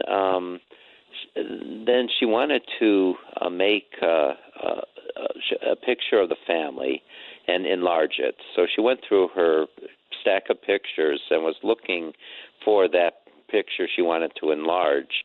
And she also noticed other pictures missing of individuals in the family as well. And then she went again to all the family members and asked them, who took these pictures. Now she was getting angry. She says, people are stealing things, they're lying and everything. Now this is when her boyfriend just moved in. And then the first night he was there, he said something strange to her. He asked her for her underwear. And he says, "What do you want that?" And she says, "I want to remember this evening, And he says, "Well, you're sick. You're crazy. You're not going to have that, So then I asked her, did he take that? And was it missing? She says, "Well, I have so many pairs. I don't know if he took it, but I didn't give it to him. But he may have taken it, but I wouldn't have known. Right. But it was just the suggestion of it. So I said, oh, okay. So it looks like, yeah, he did some sort of, especially when you left him. He was doing some sort of curse on you, and perhaps on the kids as well." And so we kind of saw the boyfriend as being the bad guy, the bad, the one who brought the in initiator. the curse. Yeah. But it also seemed there was something else in the house because later on, I think that Wednesday too. Father, again, I'm sorry, we're at a short break. So. Hold that thought, and then you can describe the ultimate exorcism, right? Sure. Oh, good Lord, what a story. All kinds of activity. Children walking up walls, children thrown into things, blood coming unexpectedly from the children, things moving in the house, the concept of the idea that for a while it was a haunted house, the efforts to deal with that, and then apparently the realization that this was an outside influence, mainly the boyfriend. And Father, so you had all of this documentation from medical professionals, what you had witnessed yourself, the family's testimony. So at some point, who do you go to try to get authorization to do an exorcism? Yeah, to my bishop. To your bishop. Was that a hard sell? Yeah, because he never gave authorization before, so there was no exorcist in the diocese to go to. Right. And so none of us had any training. And so he asked me to contact nearby ones in the Archdiocese of Chicago and the Archdiocese of Indianapolis. Sure. And to how to deal with that. And so they kind of gave me a quick lesson. Mainly, I needed a ritual, and at that time, there was no ritual because there was a little bit of a concern. They recently revised the rite, and many of the exorcists were complaining about the new rite being not as effective. And so the Pope Benedict at that time gave permission to do the old rite, and they're going to the church will look at the revised rite and maybe go back to the old one. So the only question for you, Father. I mean, you've been a priest a very long time, but you're a novice, certainly, at exorcisms. Yes. Didn't you go into this with trepidation yourself? Yeah, because I didn't have, but there was kind of nowhere else to go. I mean, because you're kind of the cop on the duty, right? On your duty, shift. And it's your, I couldn't hand it off to anyone. So you moved to the old. You got permission, and then you moved to the old rite, the old way of doing it. Yeah, actually, I tried the new one. So they said, there is no ritual right now. You have to get it off the internet. And because no one's printing anything until they settle how we're going to do this. I see. So I would do the new rite in English for the first two exorcisms, but I found the most effective one was the old rite in Latin, and that was the last one, which actually took care. Did you during the time that I assume that you went into a room with the children by yourself, or how did you do this? No, I was just going to take care of LaToya first. Okay. And as it turned out, once I took care of LaToya, it also cleared from the children as well. I see. So through the boyfriend to LaToya to the children during this exorcism that No, actually, I never did the boyfriend. No, I understand, but I'm tracing. Tracing. Okay. Yeah, how this happened. You did the detective work, so from the boyfriend to LaToya, and then on to the children is the way it was working. Once you got it out of LaToya, did you meet anything during this exorcism? Can you describe it in any way, or are you prohibited from doing that? Some things I'm prohibited, but the first exorcism, first of all, what the exorcists from Indy and Chicago recommended is that I do a minor exorcism first, which is basically the rite without the bishop's permission. And if that works, great. If not, then you have to get the bishop's permission. So It's always good to try it once. Okay. And so I did that, and mainly the sign for LaToya was, she would convulse when I put the crucifix on her. So when we got to that part of the rite, on doing that, she would convulse. And what you're trying to do is to aggravate it so that it would leave, or weaken it so that it would dissipate. But one thing you don't want it to do is to be consistent, because it's not bothering it that much, and you're actually hurting the person. And that's what was kind of happening during the minor rite of exorcism. I'll put the crucifix on her head. I'll probably keep it there maybe for 30 seconds or so, and there was no change. She was continual convulsion. Then I would take it off, and then she would stop. And I did that 3 times, and it was the same. So it really was not effective. Father, you're going to have to excuse me, but I've only seen movies, and in the movies they use holy water. Yeah. Now, holy water didn't seem to bother her. Really? Okay. So it was religious objects. But there's all kinds of things. So that was basically the only thing that was bothering her, so we would go through the whole rite. Now you only go through the rite once when you're doing a minor exorcism. So Right. that was the only reaction. And so I mentioned that to the bishop, and so he did give me permission.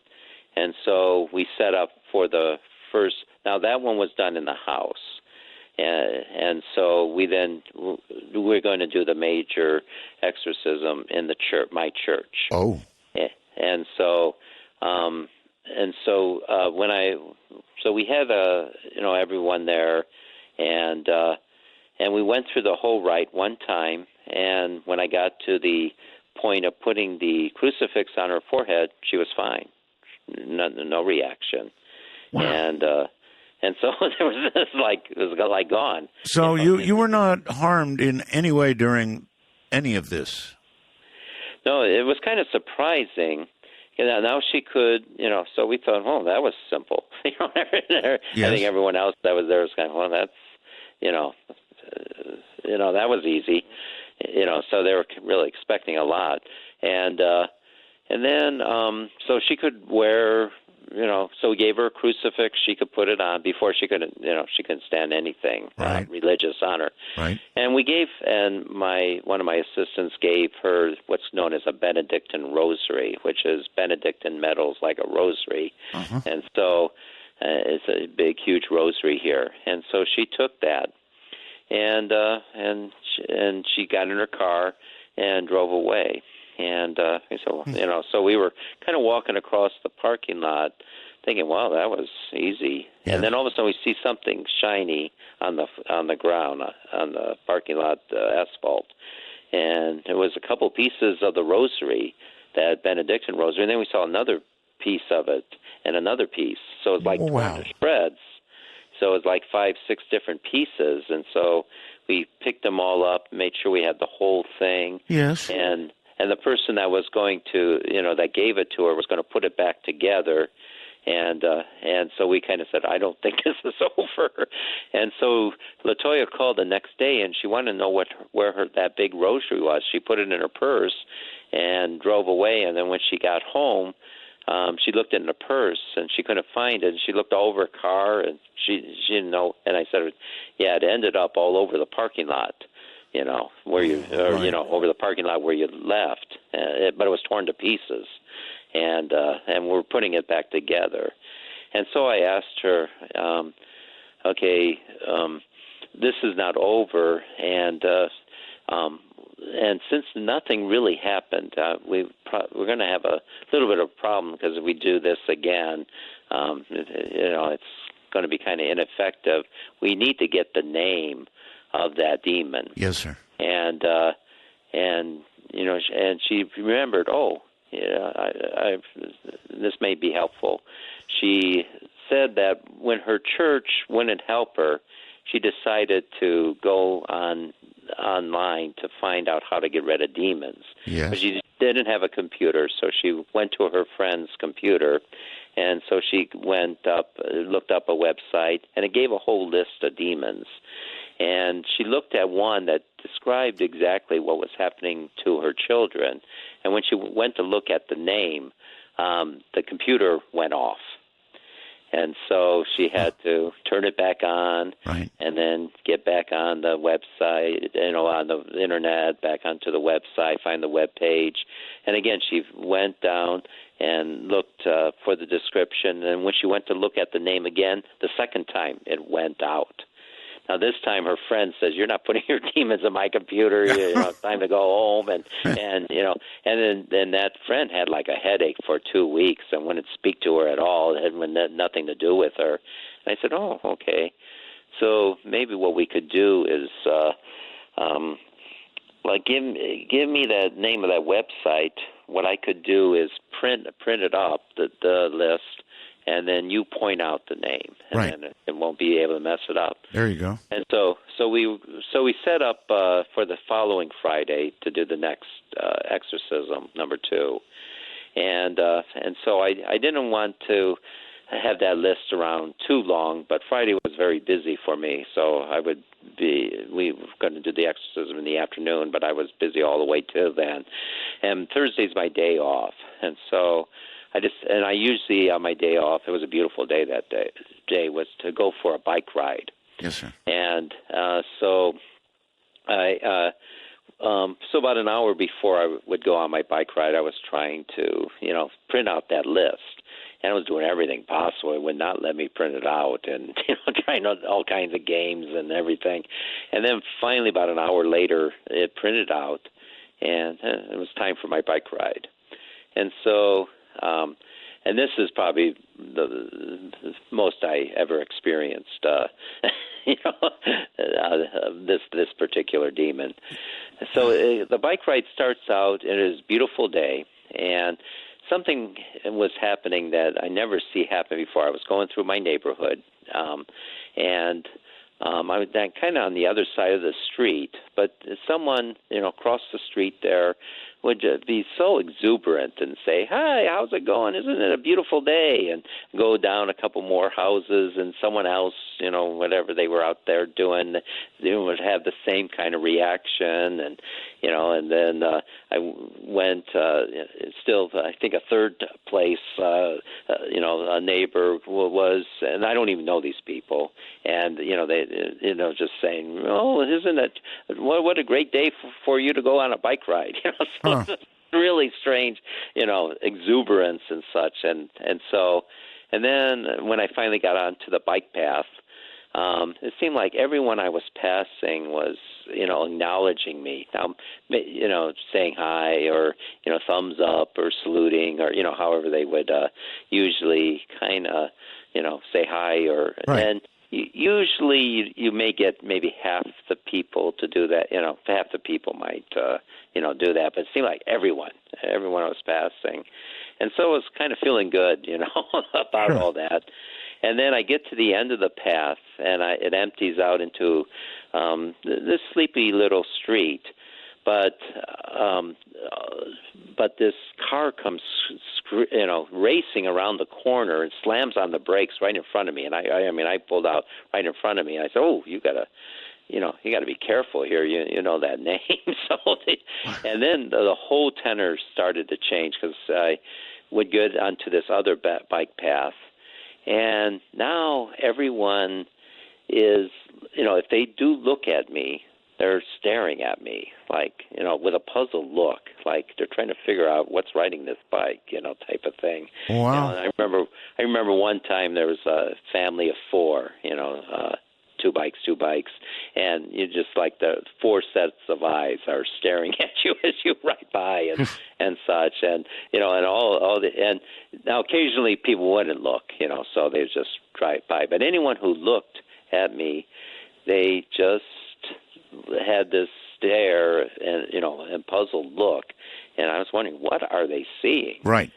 So it was really freaking me out, and no one said hi. It was all, if either ignored me or you stared at me. Okay, but this all changed when this car screeched and just barely missed you. Yeah. And so I get to the end of the path and then turn around and then go through the gate, and all of a sudden I'm thrown to the side of the path. I'm knocked down. And I go, what was that? Right off the bike? I was thrown right off the bike, and then I see my bicycle seat with it's like 45 degrees off. And I said, "Oh, it's a loose seat." Yes. But then I went to turn it. I couldn't turn it. That's pretty solid. And in fact, I had to, go to the gate and pound on it to get it so I could ride it. So it was, super tight. So it wasn't that, but something had the force to move that bicycle seat 45 degrees off and knock me down. And then now, and I know one thing was, you can't be intimidated by these things. If it gets you to stop doing it, then, doing what you're doing, because I was kind of thinking maybe I should, At this point, you had the name of this demon that you were going to use in the exorcism, right? Exorcism, yeah. And you're lucky you weren't killed. Yeah, so that's what I was thinking. So, but I said, well, okay. I mean, I'm sure it would have wanted me to, spill out onto the pavement and, be scraped up and everything. Yes. So I felt was protected. I did, it was a close call, but I was all right. But then I go about a mile, and there's a series of S-curves, and there's this guy, he's zooming. I mean, he's like all dressed up like Lance Armstrong. He's just focused, looking at the ground. He's pedaling as fast as he could through these series of curves, but he's right in my lane, coming straight toward me, not looking where he's going. And, and I was thinking to myself, do I get out of his way? But I didn't want to, get into a dance with him, and so I was about ready to jump off the bike, and he looks up and then gets out of the way. I go, oh, man, that was almost a head-on collision. I mean, on a bike. I mean, wow. So, and then I go another mile, and we come to, there's these two mothers towing their babies in these little bike trailers. And so they go through the gate and line up on the street there, and then the other one comes through. But they take up that whole area, and it's the only place where, there's a ditch on either side. So I don't go to that one. I couldn't get in between them. But I go to the other side, and there's maybe about a foot or so to get around them as they're waiting for this car, but I'm kind of shaking and such, and I just got thrown, off the side. I'm kind of praying, please don't throw me into their babies and such, silently, and the car passes, and then I do go around them, and then I hear them say, I'm sorry, because there was another bike coming across the street, but I think he had to stop right in the middle of the street so that one of them could get out of the way so he could get by. And so, but I was, thinking, okay, at least I didn't, that didn't happen. Yes. And so I go about another mile or two, and there's this mother with her little boy, maybe like 3 years old. He's pulling a plastic wagon behind him. They're in the other lane, and so I'm about ready to pass them. And all of a sudden, the boy decides to dart out in front of me. But luckily, the mother just as quickly grabs him and to not go, because if she didn't do that and he just would dart, I mean, I wouldn't go in front of him, but I would have to go behind him and hit his wagon and send him flying, or send me flying and everything else. At some point in all of this, Father, aren't you beginning to realize this is way not normal? Yeah. I mean, something's after. No, this was. I had 20 bullets, and I know I can't stop it, because if it knows I will stop at this point, it has the upper hand. It knows what will get me to stop. And so I have to keep on plugging along. Yes. And so and then we come to, there's this bike tunnel under a very busy street, and it's kind of a narrow bike tunnel. And there's it was the last day of school, and so there was either a set of kindergarten kids, they're small kids, or there's also a nursery kind of school, kiddie corner on the other side. But as I was going down into this bike tunnel, and it was a bright sunny day, and so as my eyes are adjusting, I hear, get to the wall. And all of a sudden I see about 15 kids. Luckily, they all go to the one wall, and I could, get into the other lane and go past them all. And then I'm also hoping that another bike's not zooming down on the other side. And then and luckily there wasn't. So you were headed straight for those kids.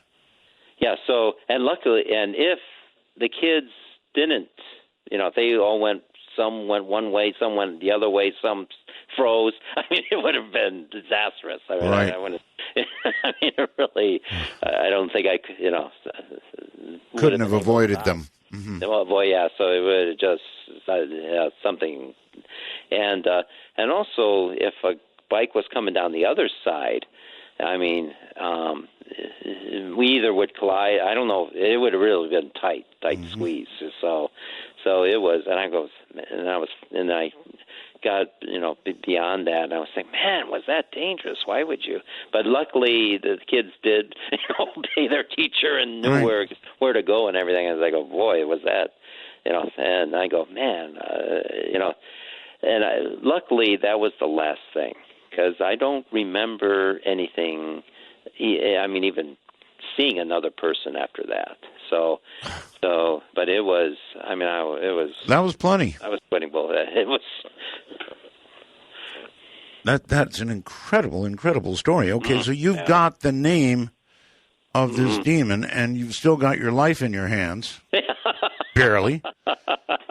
So there's one more exorcism coming, I take it, and this would be the one.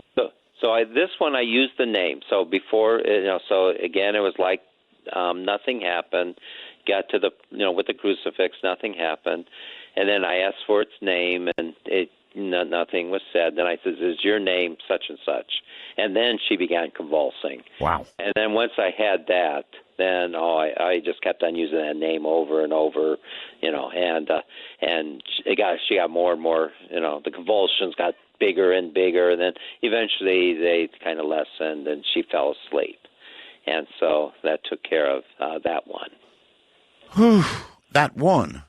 Have there been others since? Yeah, so we kind of knew. We took care of the. She never spoke, so we kind of knew. The kids would do these rhyming type of things, and so there was a speaking demon with the kids. Also, the levitating one or the throwing one. So we knew that one was still kind of there, and so. And since we had no other name, we did have another name. She kind of pointed it out. All right, now you're confusing me a little. You exorcised the demon in her, mm-hmm. right? In mom. But even that done, you're saying the children still experienced. Yeah, so the children were still experiencing, these things in there where they were at in the foster care and such. Even there, so we knew and she didn't manifest those, and so we decided to go to the Latin exorcism mm-hmm. and the old rite. Let's just try that, and so when we did that one, this was on the child. This was, on the child or children. No, they were still locked up. They were still, away from her. Yes. So we're going to see if we wanted to get, them all out of her, so that, and then see if, then work on the children once we had access to them. And so the next plan was to do it in Latin, the old rite. Okay, again, you're talking about LaToya? With Otoya, yeah. So when you got one demon out, you did that by name, the name you had retrieved, right? And and so that demon, that one was out. That one was out, yeah. But that wasn't the only one. So there seemed to be So she felt there was 6 of them in her, but holy. But, we were kind of trying to identify them by personality, look at like what the kids did. So one would seem to make them do rhymes. One would throw them around. One would, now we're not sure if the throwing around is with the levitating. Yes. So those didn't manifest yet. So we thought we had to at least deal with those. And so we would do the one in Latin. Now, the interesting thing with the Latin one was I was the only one who knew Latin, and in fact, there was someone who would do the responses, but I had to train her how to phonetically do those responses. So she didn't know what she was saying; she was just mouthing it. And so what was interesting is, as long as you were praising God, it didn't bother this one. But when you started condemning it, then she would convulse again, and so. And it would know, and immediately when he went to praising God again, it would stop. Did you have a name that you were after this time, or not? No, I was just doing the left and right. I understand. It didn't give me a name, okay. But it was reacting. So it was going back and forth, and that happens 3 times. And so I decided just to do the condemnation part of the right, and just attack the demon, because it just can't stand it. And so it got more and more violent, her convulsions, and then like before, then it finally dissipated, and then she finally fell asleep. And then when that was happening, I saw that she was trying to speak something, say something. Her mouth was moving, but nothing was coming out. And she also mentioned she felt like, did she lift up? She felt something was trying to lift her up. I said, no, we didn't see her lift, but she's not, it's in a church, so it's hard to get the energy that they need to do that. And also, she's a bigger woman, and a little different with a child. And so we weren't sure if those left or not, and so.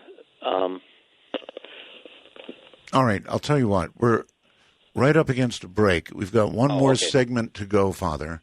So take it easy. I'm sure this is not easy to talk about.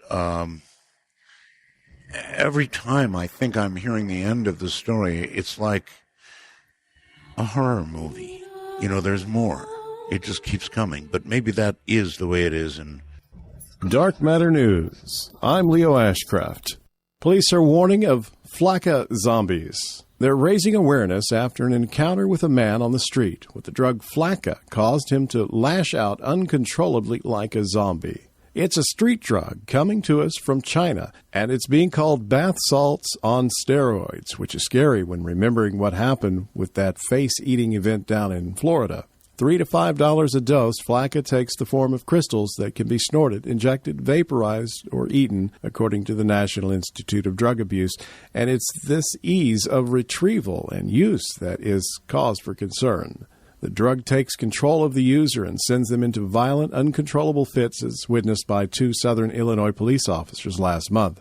The event captured on their body cameras shows a naked man, allegedly high on Flacca, violently thrashing around his home, flipping over furniture, banging into walls, yelling and avoiding all attempts by police to subdue him. They used stun guns to try to subdue the 51-year-old, but by the time medical assistants arrived at the scene, the man had already overdosed and was beyond saving.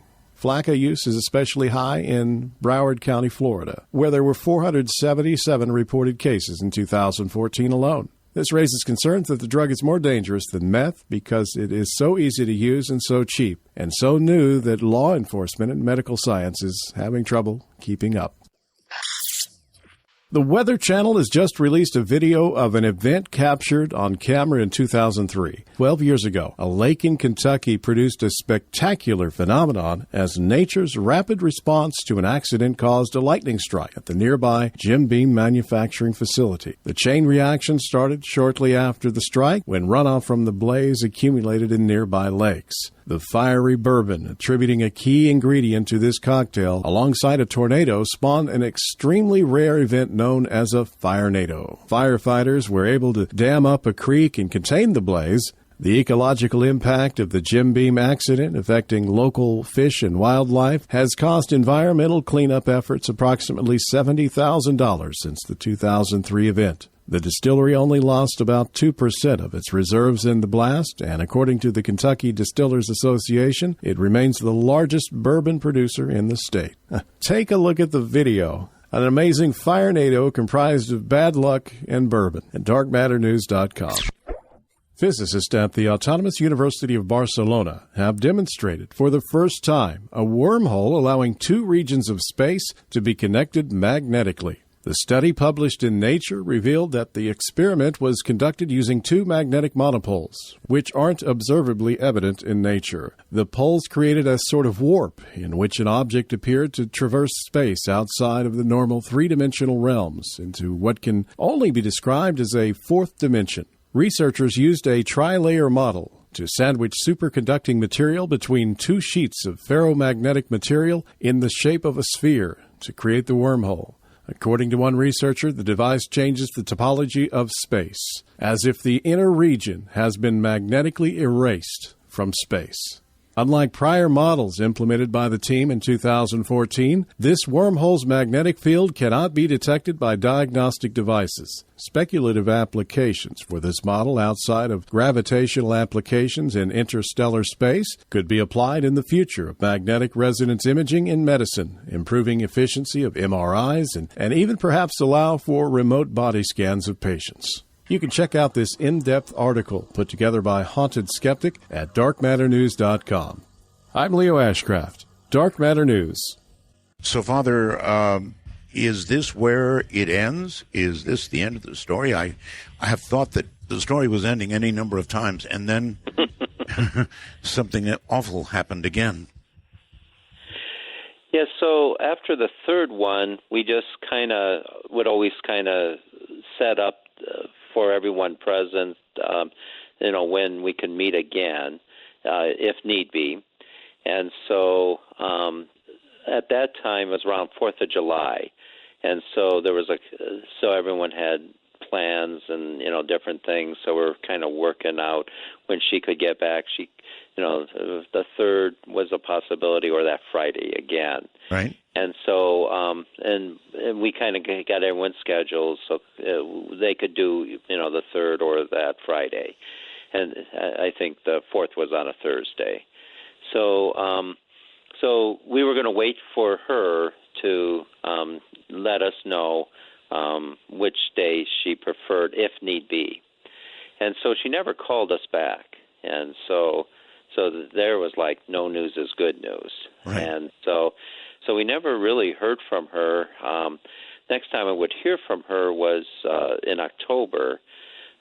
She would give me a call that she's having her final hearing for her children, and to get them back. And if I could give her a rosary. And I said, oh, sure, okay. And I was kind of expecting to, see her after her hearing and then talk about how everything was going.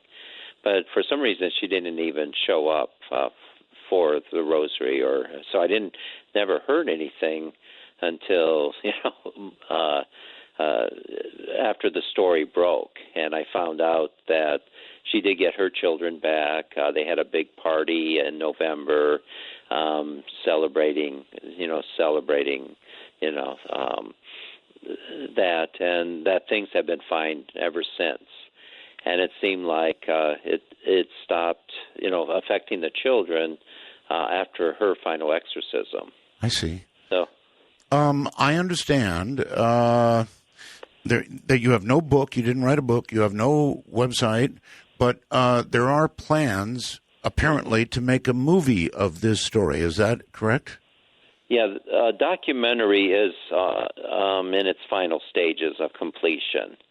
And that's with Zach Bagans doing in fact, he could almost do it in two parts. He has so much material, it's really hard to kind of keep it, because he wants to keep it to like a feature-length documentary, movie length, so 2 to 2.5 hours. But he's finding it very difficult to keep it, get it down to that. Right. But so that's in the plans, and also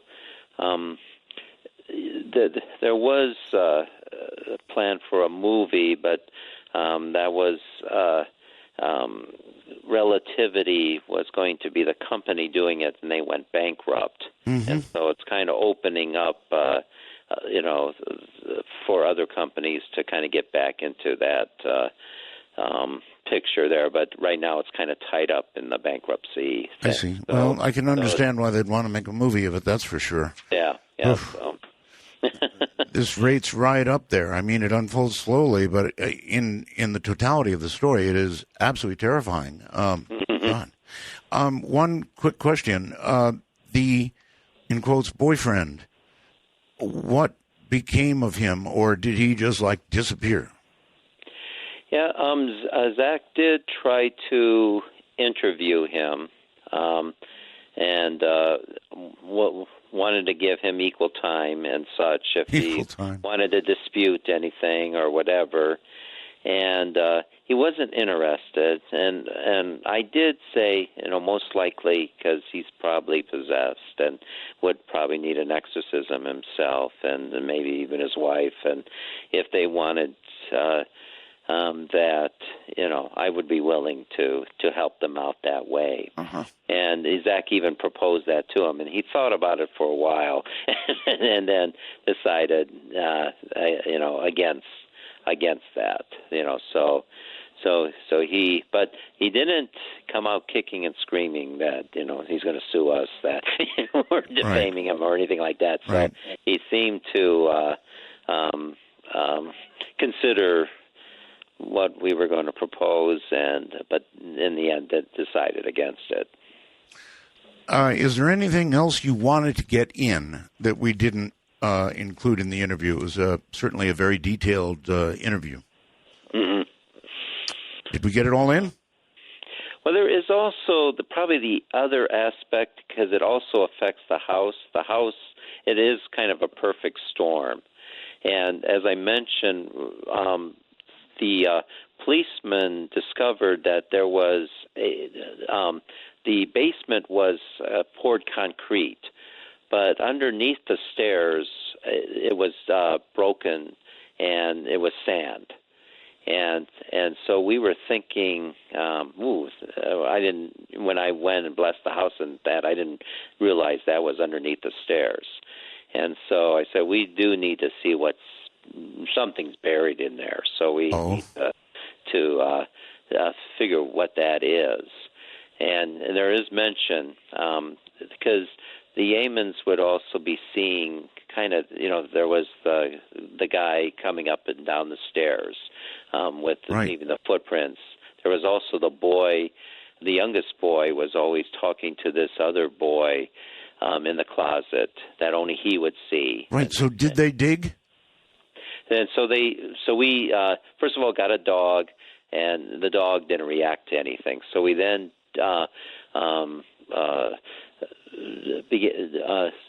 started to dig, and about there seems to be 2 levels, about 2 feet deep and 2.5 feet deep. Yeah. So the 2 feet deep would have meant the second thing that was buried, and it was coming up with things kind of relating to an older woman.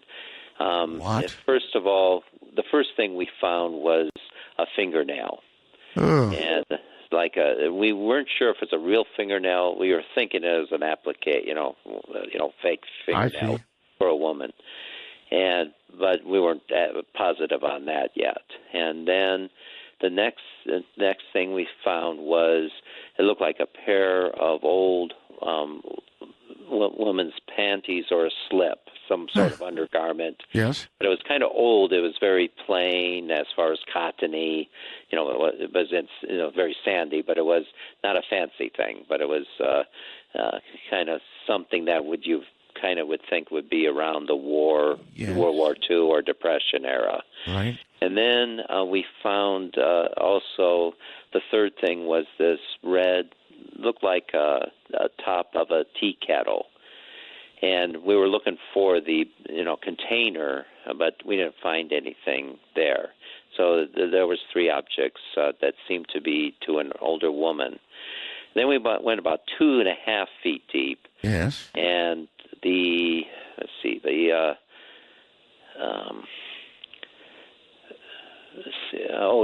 then we found a pair of like boys' socks.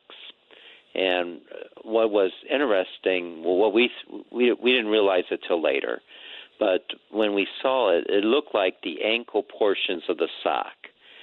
and the foot portion we thought was cut off.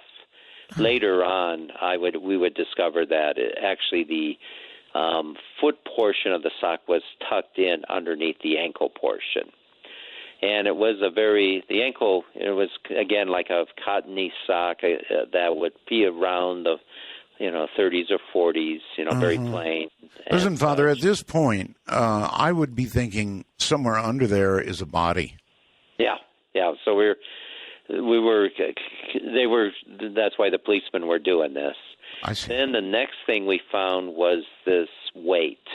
And it weighed it was heavy metal, 10 pounds or so, all corroded, been there a long time. Had a little hook-like thing at the top. And we're trying to figure out what it was. And the thing is that weight to a grandfather's clock, but that house didn't seem like that kind of type, and it wasn't that big. And then they were kind of saying, the Gary policeman said, in these old houses, they used to, for the cord to open the drapes, they would put this weight on it and to hold the cord down. And then the next thing we found was this long brown thing. And now they were thinking, oh, this looks like a bone, And so they were going very carefully, taking pictures. Yes. And sweep, brushing and all this kind of stuff, going very easy on it. Then they kind of tapped it and it sounded plastic-like, and so they pulled it up, and it looked like it's one of those old-time shoe horns, but it was, for some reason, was broken in half, lengthwise. And so we were kind of thinking that these look like objects that would be tied to necromancy, to conjuring up the dead, Right. And so the first thing that was buried was probably we were trying to find out if the house was built in 1926 and sold to a newlywed couple, and we were trying to find out if they ever had a boy, and we haven't been able to find that yet. But we're maybe thinking if that's the boy that was appearing in the closet, that maybe he accidentally killed himself by, maybe twirling around that weight, and it conked him in the head or went off the wall and knocked him out, or, wrapped around his neck or something like that and choked him. So that might have been the thing that killed him, and with his socks and tied to the feet type of thing. So,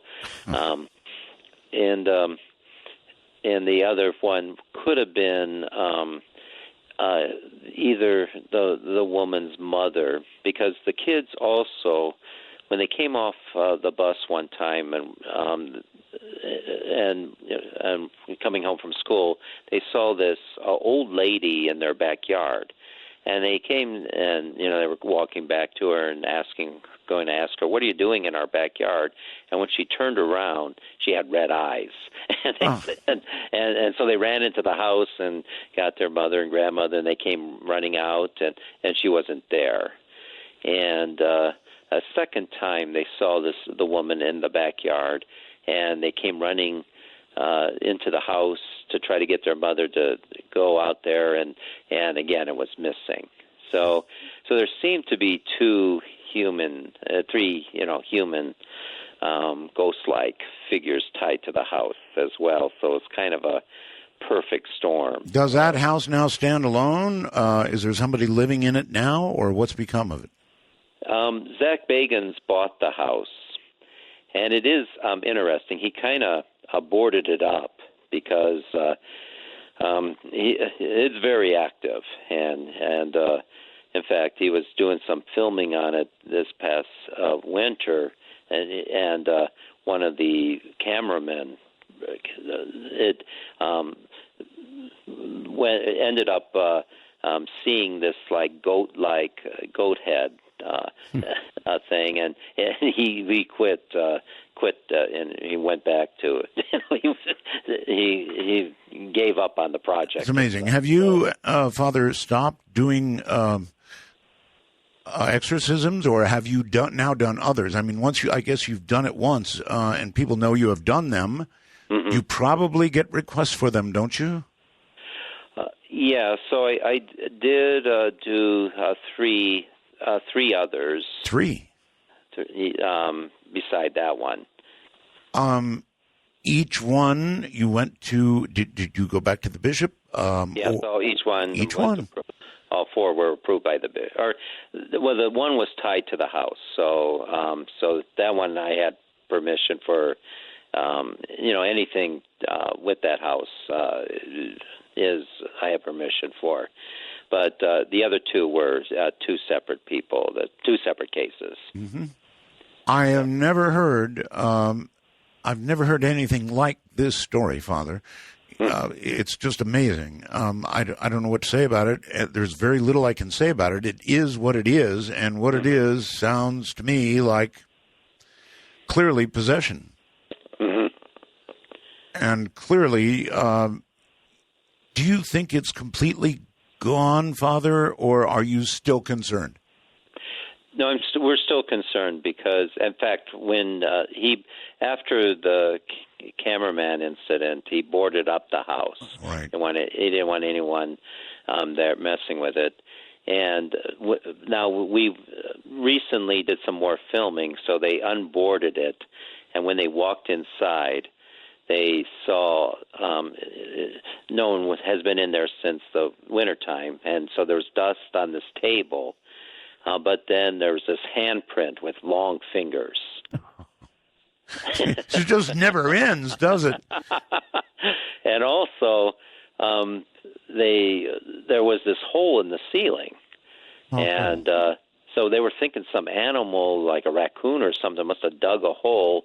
It knocked all the debris and such to the ground, and all kinds of water and mold and everything kind of got in there.